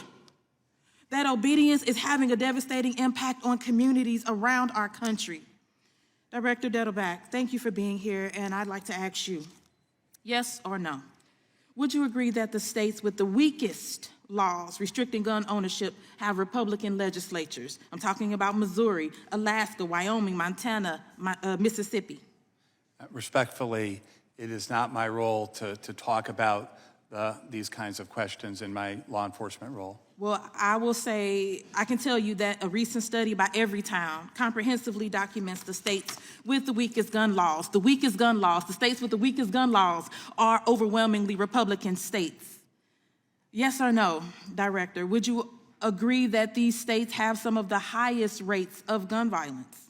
And again, I'm not there to take issue with any of the data that you said, but in my role as running a law enforcement agency, we take the laws that are passed by legislatures like Congress and we implement them as best we can to protect people. Others have that debate and will continue to, of course. It's an important discussion. I'm not minimizing it.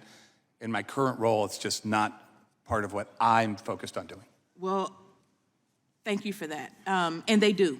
For example, in my home state of Missouri, which is a Republican state, it is among the 10 states with the highest rates of gun deaths in the country, the highest rates of gun deaths and the weakest gun laws in the country.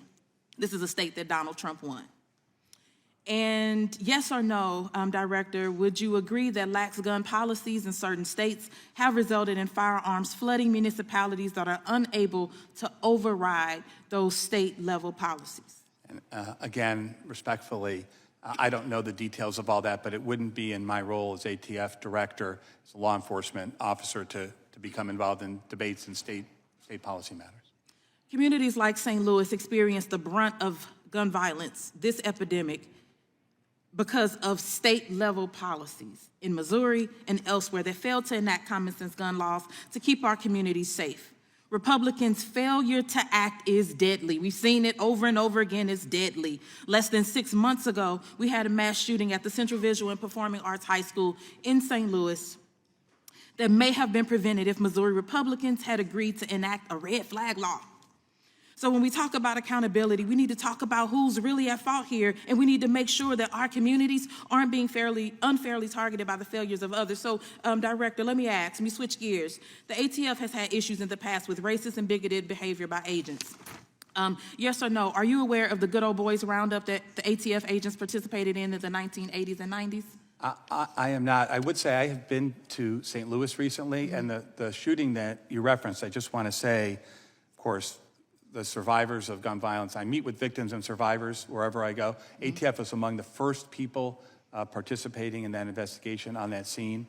And I just want to say there's a lot of really good collaborative work going on in St. Louis that I know you know about to try and help protect people both sides of the river on this issue. Right, and your work is being inhibited by those Republican policies, but thank you. You're right, we are collaborating.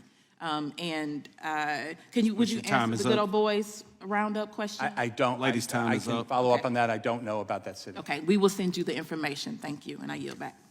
Chair recognizes Mr. Klein for 5 minutes. Thank you, Mr. Chairman. Thank you, Director, for being here. You know, from day one, President Biden has made it clear that he intends to target the Second Amendment rights of millions of law-abiding Americans, from the ATF pistol brace rule to the recent zero-tolerance executive order targeting federal firearm licensees and background checks. It's more apparent than ever that the rights of law-abiding Americans are under attack.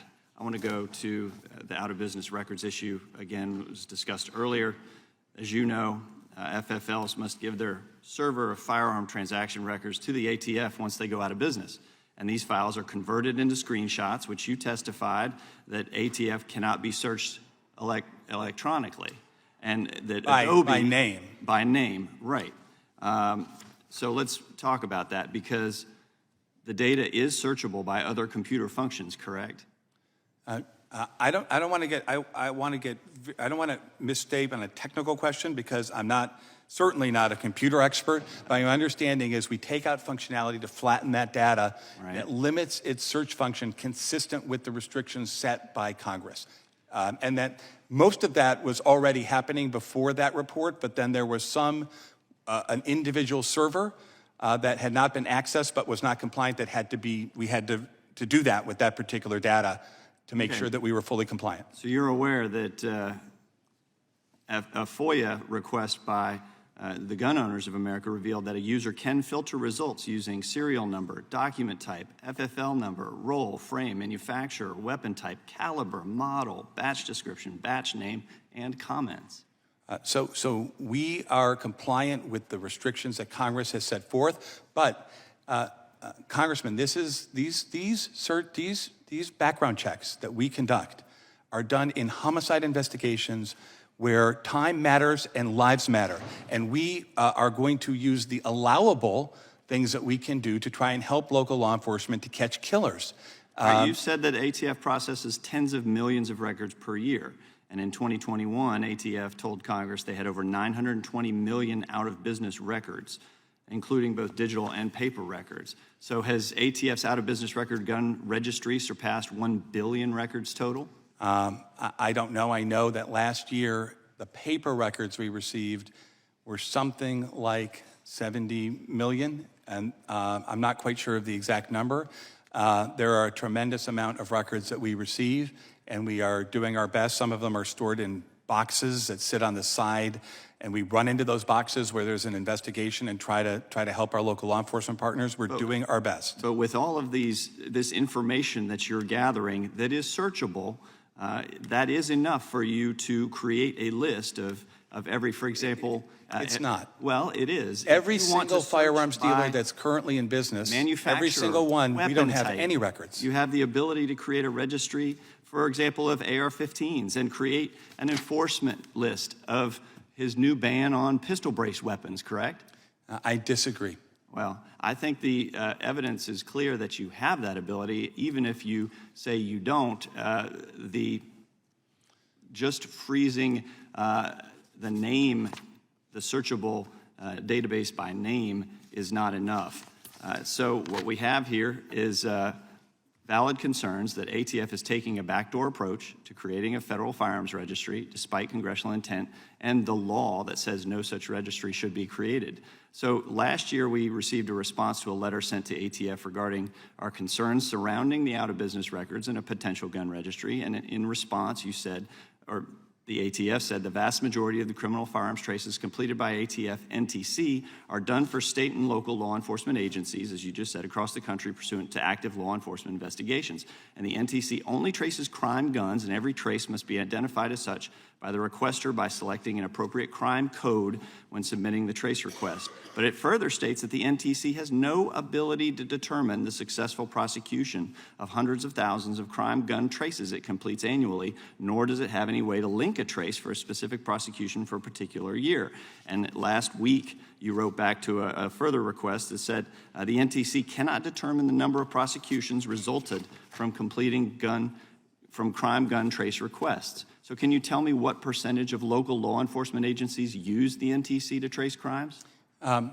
So with respect to the percentage that are currently using, which I think we should, I talk to people about trying to increase it. It's free information in active criminal. Right? It's around 50%, give or take. So if half of the country's local and state law enforcement isn't using the NTC, then what's the purpose of it other than to create an unlawful registry if there's no way to determine that they're contributing to successful prosecutions? Well, it's because we were asked by, it's over 600 separate times by state and local law enforcement running criminal investigations to trace firearms that they, local cops, chiefs, sheriffs, associated with the crime.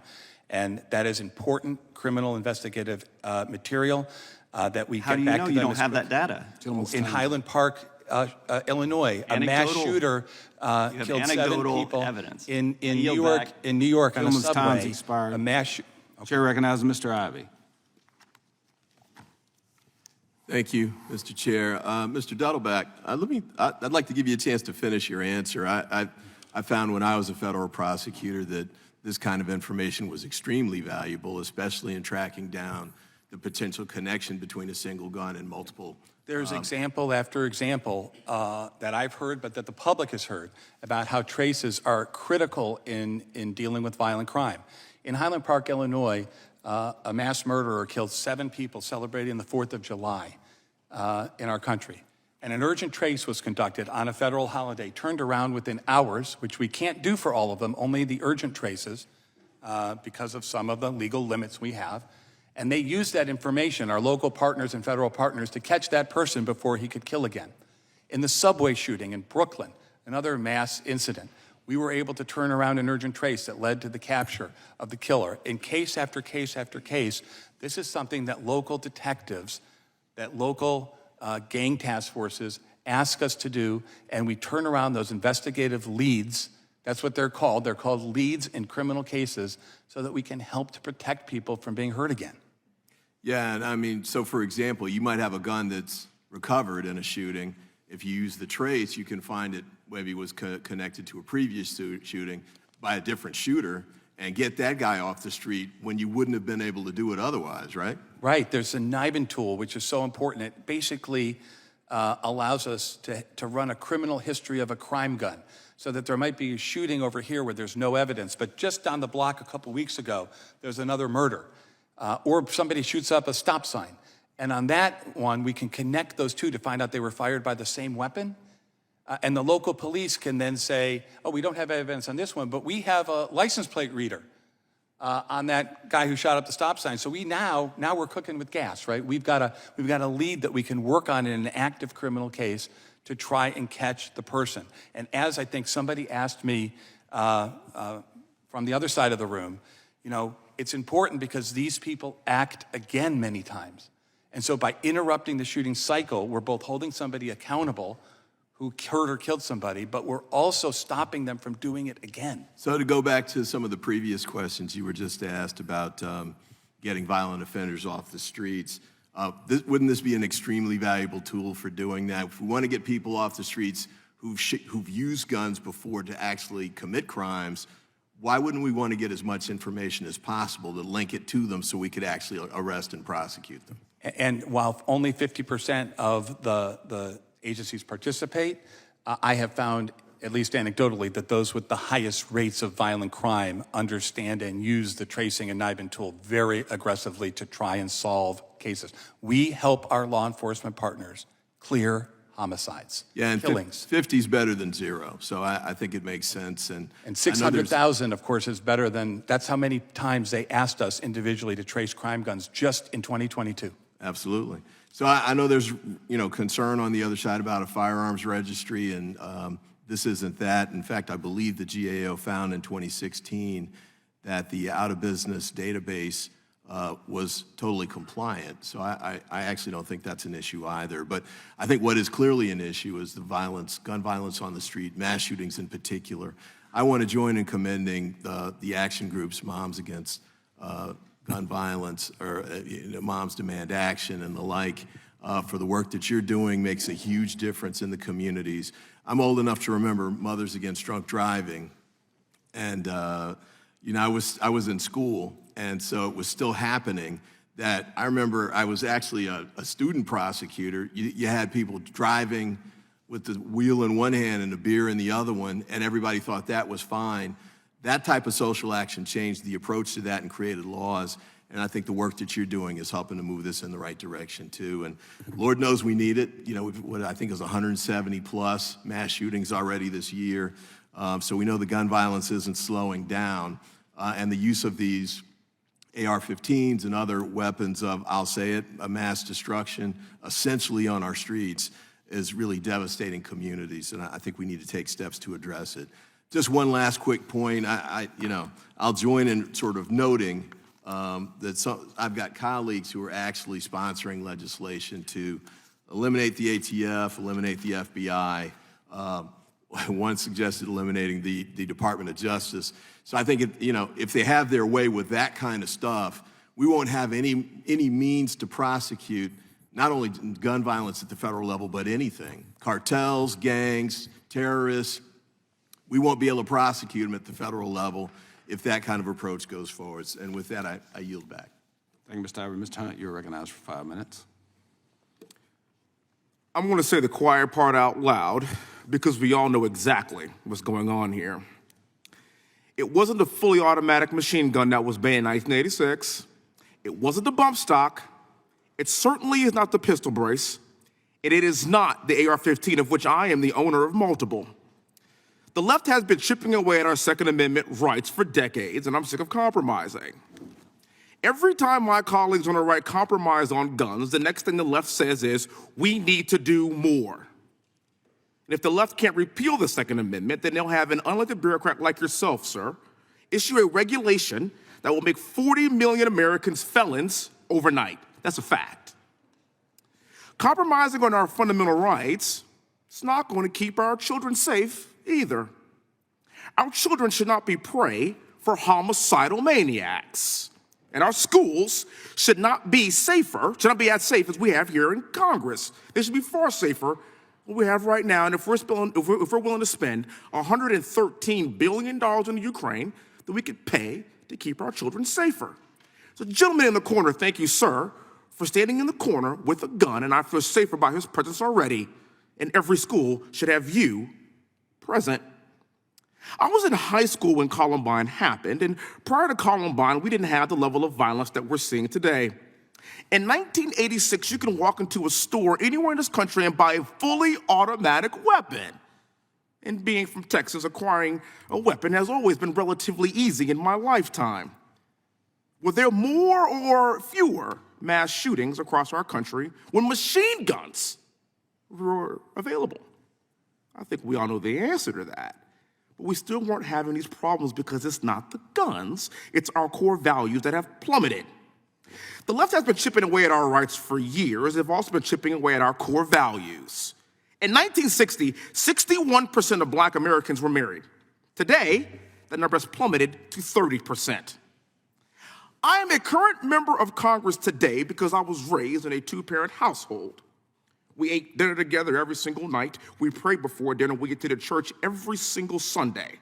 My parents were heavily involved in my education. I said the Pledge of Allegiance every single day proudly, and I know every word to God Bless the USA by Lee Greenwood. Because of these values, my sister, my brother, and I all graduated from West Point. We all served our country honorably. There's 60 years worth of military service just in my immediate family, which is by definition the American dream. It's because of these values. A recent Wall Street Journal survey came out, and it kind of confirmed these decline in our core American values over the course of the past 25 years. The question was, what values are viewed as, quote, very important? Patriotism. In 1998, 70% surveyed felt like patriotism was very important. Today, 38%. Religion. 62% very important. Today, 39%. Having children, 59% in 98, 30% today. Community, 62% in 98, 27% today. The guns haven't changed. The guns have always been available in the United States. Our society has changed, and it's changed drastically, in my opinion, for the worse. So where does that leave us today? There's a reason why crime and gang violence is up. There's a reason why Black women are the fastest growing demographics of gun owners in America. You know that, sir. Many of them live in Democrat-run cities with rising crime rates and district attorneys that put criminals ahead of innocent women, like we see in New York. And by the way, it's not their husbands or their significant others that are purchasing guns for them. Black women are purchasing guns themselves because we know that Democrats replaced Black husbands with Uncle Sam a long time ago. I've been listening to my colleagues on the left talk about guns all day. You have no idea what you're talking about. I fear that if you can't tell me the difference between a man and a woman, I am not surprised that you don't know the difference between 5.56 and 300 blackout. The problem with this administration is always having people that are appointed to run these agencies that aren't fully qualified, that don't understand exactly what's going on and how things work. And if I were running the ATF, I would know a thing about the F in ATF. And by the way, for the record, that's firearms, sir. It's firearms. And with that, I yield back. Thank the gentleman. Chair recognizes Mr. Van Drew for 5 minutes. Thank you, Chairman. Just before I begin, I didn't even plan to speak on this particular piece, but as I've been in and out, because we had multiple committees today, I've heard this constant harangue about Republicans causing gun violence. Now let's really look at this. So I thought about the big cities. I thought about Chicago, New York City, D.C., Baltimore, Philadelphia, just to name a few of them. Is Chicago a Republican city? Is New York City a Republican city? Is Baltimore a Republican city? Is D.C. a Republican town? Is Philadelphia a Republican city? they all have the worst crime rates. Little babies, children, others are killed virtually every week in these places. They have the strictest gun laws you can find anywhere. It is cruel to tell people because you are going to make a stabilizing brace illegal that their little babies are going to be okay, that their children are going to be okay, that their families are going to be okay, because it just isn't true. And Mr. Hunt's exactly right. It has to do with our family structure, our family, our faith, our belief in freedom and patriotism. Our society has fallen apart to a great degree, and this administration has taken every chance possible, every chance to politicize gun violence, to push more and more restrictive measures on legal and law-abiding gun owners. I'm a gun owner. I go to the range once or twice a week. And the guys that I see there are not bad people. They're sportsmen. They practice. They're very responsible. They know how important it is to be responsible. But you know what I do know? I know the ATF and the progressive district attorneys have decided to focus efforts not on punishing the individuals who commit the real crimes, the bad guys, and there are bad guys, but instead use tragedy to push a political agenda to try to waste Second Amendment rights. So my first question to you is, which scenario makes Americans safer? I want everybody to think about this. What makes Americans safer? Turning law-abiding Americans into felons by banning pistol braces, or if we have a weak-on-crime DA who lets people in and out of jail. Some of these people have 20, 30, 40 priors. So is it the violent gun offender that's let out over and over again, or is it a pistol brace that a veteran is using or an older man is using when they shoot? I'd like you to answer that question. At ATF, we focus a huge percentage of our resources on fighting the kind of violent crime that you have talked about. Sir, and it's important. I'm respecting your position, and I'm asked you to answer a simple question. Is it the brace that's a problem, or is it the fact that people who've committed felonies are let out over and over again? Which is it? Is it the brace or the felony? Which is it? Is it the brace or the felony? Which is it? When we do an Which is it? Is it the brace or the felony, sir? A gang member, and we discover that gang member with a brick of crack cocaine and a short-barreled rifle, those are both dangerous things. Well, law-abiding citizens should not be targeted. I guess agree you're with you saying on that, felony. but there are violent people who are using We are letting people out more than we ever have in our history. Crime rates are going up in the cities more than we've ever seen because of the new ultra-left philosophy that we have on criminals. It's a fact. I'm not making this stuff up. So it's an upside-down world in which we live in, and we're turning millions of law-abiding Americans into felons because you made a change about a gun brace. And that's not going to help these ladies. It's cruel to do this to these ladies, and I know some of them may think you're going to be the heroes, but you're not. And the assumption by the ATF that these pistol braces make a normal, law-abiding person suddenly a violent criminal is bizarre, which leads to my second question. We already know that you're unable to exactly define what an assault weapon is. You said so. We have it on tape. So instead, I'll ask. It's not my role to define it. I know. If you delegate me that authority by statute, it's alcohol, tobacco, and firearms, but we know nothing about it. However, have you ever used a firearm with a pistol brace attachment? I've used many different types of firearms. Have you? Did it make you feel like committing a crime? I believe I have used a firearm with a stabilizing brace, which was designed to be shouldered. And man, did it flow through your blood that you wanted to commit a crime? I believe that people possess firearms and that the firearms aren't things that flow through their bloods. Chair recognizes Ms. Hageman, Arizona. Thank you, Mr. Chairman. There's been much discussion in this committee about the issue of regulatory abuse, the growing administrative state, and the role ATF plays in this undermining of our representative government.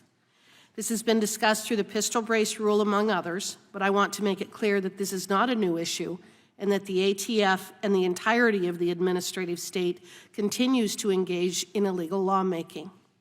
Director Dettelbach, are you familiar with the case Cargill versus Garland? I do know that case. I believe that's a pending case in the Fifth Circuit. Yes, it's a case that was decided in January of this year, and it relates to challenging ATF's bump stock rule. Now, you have repeatedly stated that the ATF only carries out the laws as passed by Congress, but that isn't true.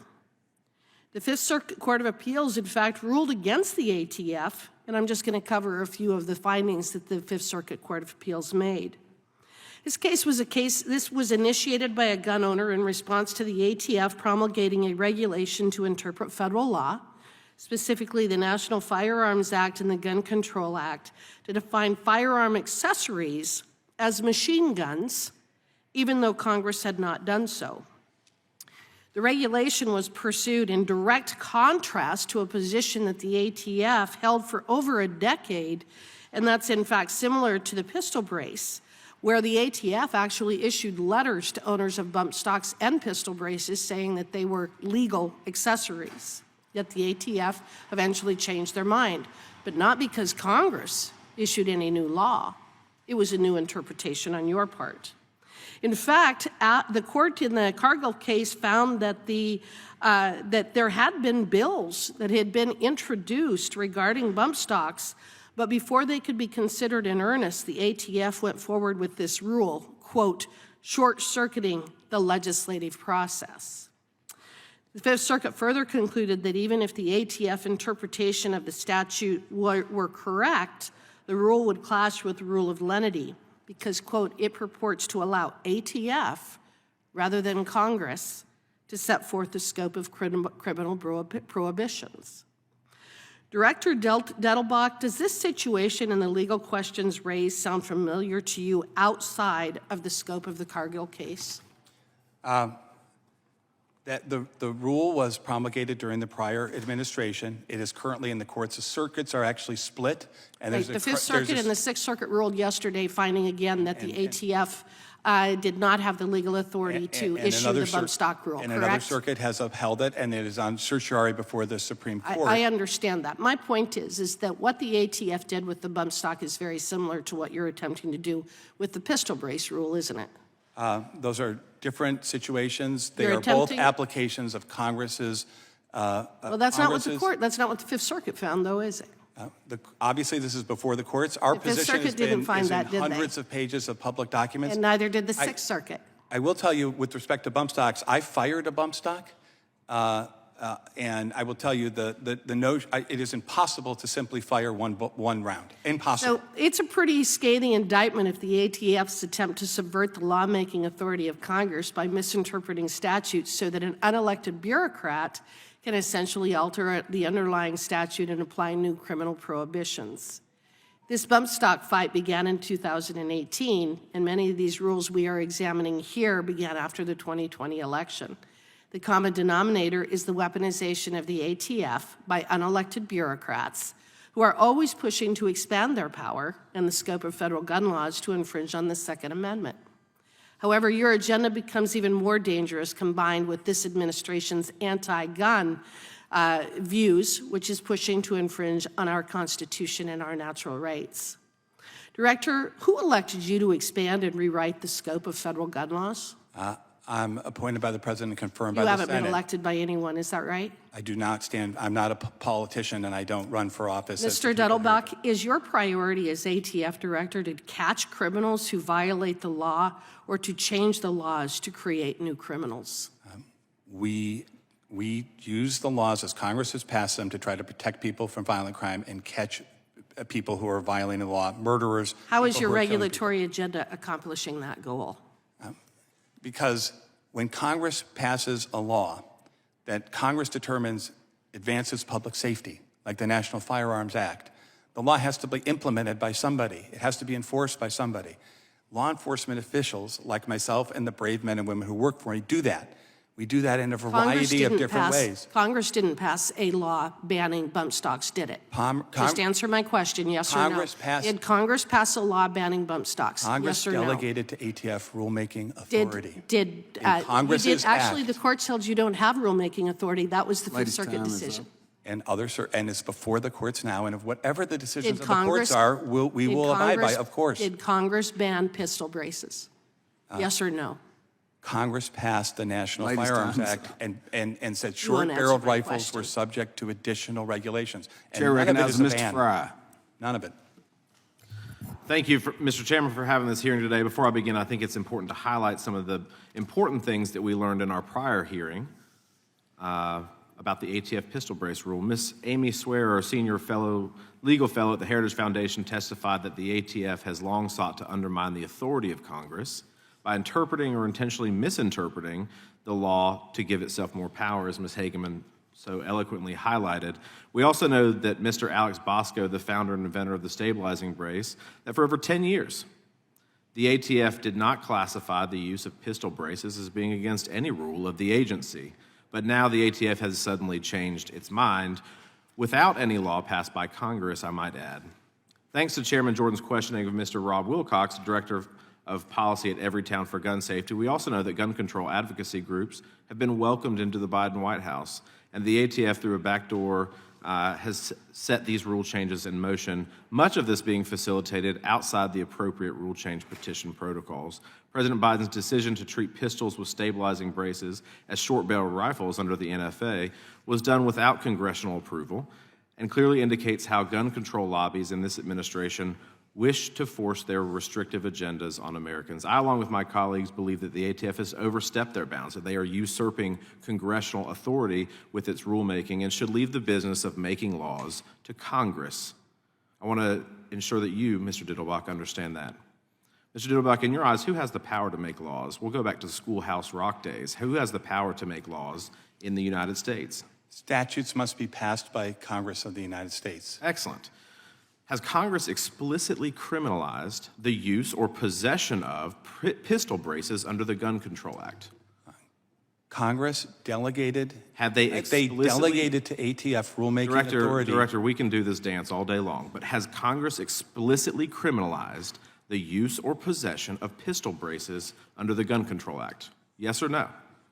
Congress created the short-barreled rifle as a category that wasn't banned or criminalized, but we're talking about the Gun additional Control restrictions. Act. But again, have we defined pistol braces under the Act, and have we criminalized the use or possession of them? No. The answer to it is no. The pistol brace itself alone is not the subject of any rulemaking. That's not my question. It's the short-barreled rifle that's created. My question is, have we done that? The answer is no, because you can't point to it. You can't point to a statute that has that. Has Congress explicitly authorized the regulation of pistol braces under the National Firearms Act? Our positions, which are set forth in legal briefs, say that we believe we are acting within our regulatory authority as delegated by Congress on short-barreled rifles. Correct. So 10 years ago when this came forward, and the ATF sanctioned the creation of and use of pistol braces, those have been outlined pretty extensively. That was an individual product. The way it works is people submit an individual product. Many different products beyond that have been produced and used since that time. In reliance on ATF's guidance, right? You can't have one thing classified and then say you're relying on it and you change the product and say, and that's what was going on. People were saying that things had been approved by ATF that had never even been presented to ATF. Director, how many pistol braces are owned by American citizens? So we don't regulate the brace itself, so I don't know, but the estimates in the rule name a number that is far lower than the number that I hear others saying. And one of the numbers. What would you say that in your estimates? I would have to look at the rule, but I think it's in the rule. It has an impact estimation, and I don't want to misstate it. I believe it's several million, but I'm not sure. Several million. Okay, so we can at least agree several million, according to the agency. You have to check the record on that. We can at least stipulate to that.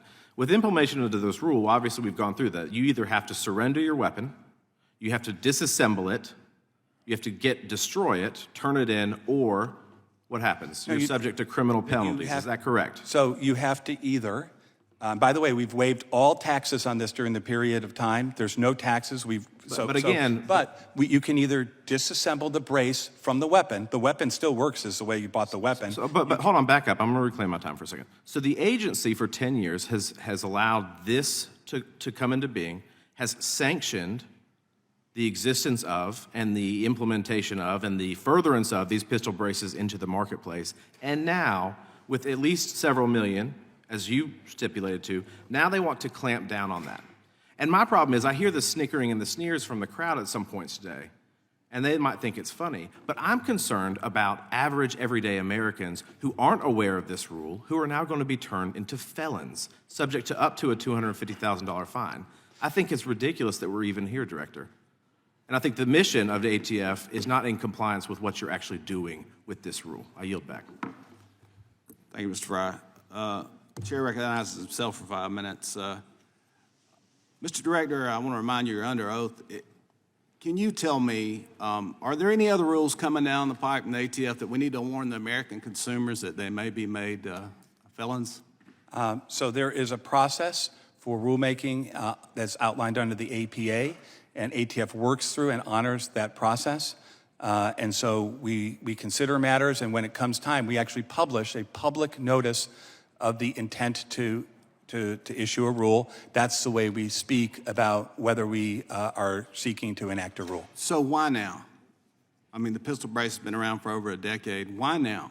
If one reviews the notice of proposed rulemaking, there is a very detailed this is a transparent process.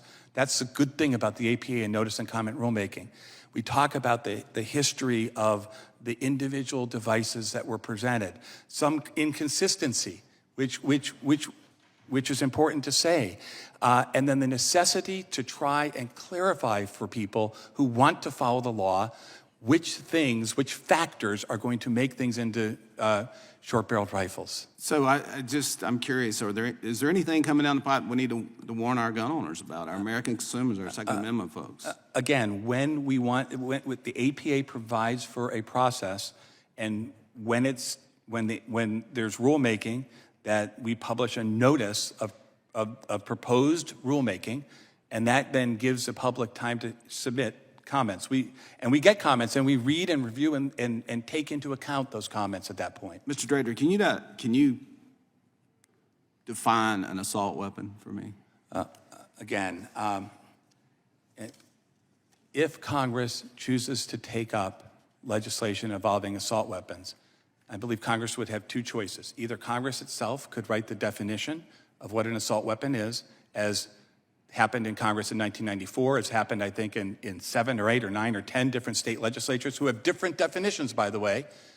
Okay, or Congress could delegate to ATF. Which we probably won't do as long as... Well, from the tone of some of the questions... I hope we would never do that. So why is it with... I got limited time. Why would, when you put a pistol brace on it, we have so many people define it then as an assault weapon when we haven't defined it?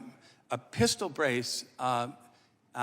when it's added to the weapon. With certain types of pistols, not all, and not all types of braces, can form a short-barreled rifle, which is, Congress set an inch number, right? A number of inches for the barrel, and then it has to be, according to Congress, designed or intended to be shouldered, and that's what the rule seeks to provide clarification on, so we can have a consistent set of objective features of the firearm. Well, let me say real quick, I went to buy a shotgun a few months ago, and my time expired. I mean, the background check, it expired, and they called me and said, you can come on and get it. So it's not so easy in Alabama to get a gun. With that, Mr. Chairman, I'll yield the remainder of my time to you, sir. Thank the gentleman for yielding. Mr. Dettelbach, the pistol brace is an accessory, right? Regulate alone, firearms. Without attached to anything, the pistol brace is not something that we regulate. But when it's attached to pistol, it can become a short-barreled rifle, and then it's subject under the National Firearms Act. That's what you're saying. Depending on the features of both the pistol and the brace. And there are some, the forearm, everybody talks about forearm braces. True forearm braces that are not designed and intended to be shouldered would be classified and not covered. And the bump stock's an accessory, right? The bump stock is a conversion device I believe. So I want to check. Our position on that is in briefs, but that's a different provision of the act. That's a provision. When the bump stock gets that added to a converts- firearm, and that's now subject to the NFA. And So the and a problem. NFA specifically says that items which can be used to convert something to a fully automatic weapon are covered by the NFA. So those are the words Congress used. They didn't Right. use the word accessory. They used things that Then can you be- guys said the bump stock fits that definition and is subject to the NFA, right? Correct. The bump stock then And that's was been challenged in court, right? It's currently before the courts. There is a split in the different courts. Splits in the courts. I'm just looking at the one that came out yesterday. Sixth Circuit, one you're familiar with, Sixth Circuit. Right. The Sixth Circuit, I think, ruled yesterday. It did. A And here's panel what- of the Sixth Circuit. There's a prior en banc, and I haven't had a Let me chance read. to Let me review read the whole. and just tell me if you think. Here's what the court said: the viability of competing interpretations is exemplified not only by the myriad and conflicting judicial opinions on the issue, but also by the ATF's own flip-flop in its position. And that's what I think concerns Americans. Is you guys told us all one thing, told the country one thing on the bump stock, and then you change. You told the country all one thing on pistol braces, and then you change. And that's the conflict. And on this situation, bump stocks, I don't know how many Americans had that, but my guess is not near as many have had the brace. Now we're talking about a situation that I doubt you've ever been in before, where you're going to make a rule that's going to impact millions and millions of Americans. And that's the problem. That's the concern. That's why you're here talking to us today. Lots of Americans have, that's why there are cases all over the country, because you said one thing and you flip-flop. Not my words, the Sixth Circuit, their words. That's the problem. Of course, I understand the legal record, and I haven't read the opinion, and I will. With respect to what happened in the prior administration when that rule was issued, of course, I wasn't there and don't know the details, but our legal position is spelled out publicly as to what the rule that was issued in the prior administration said.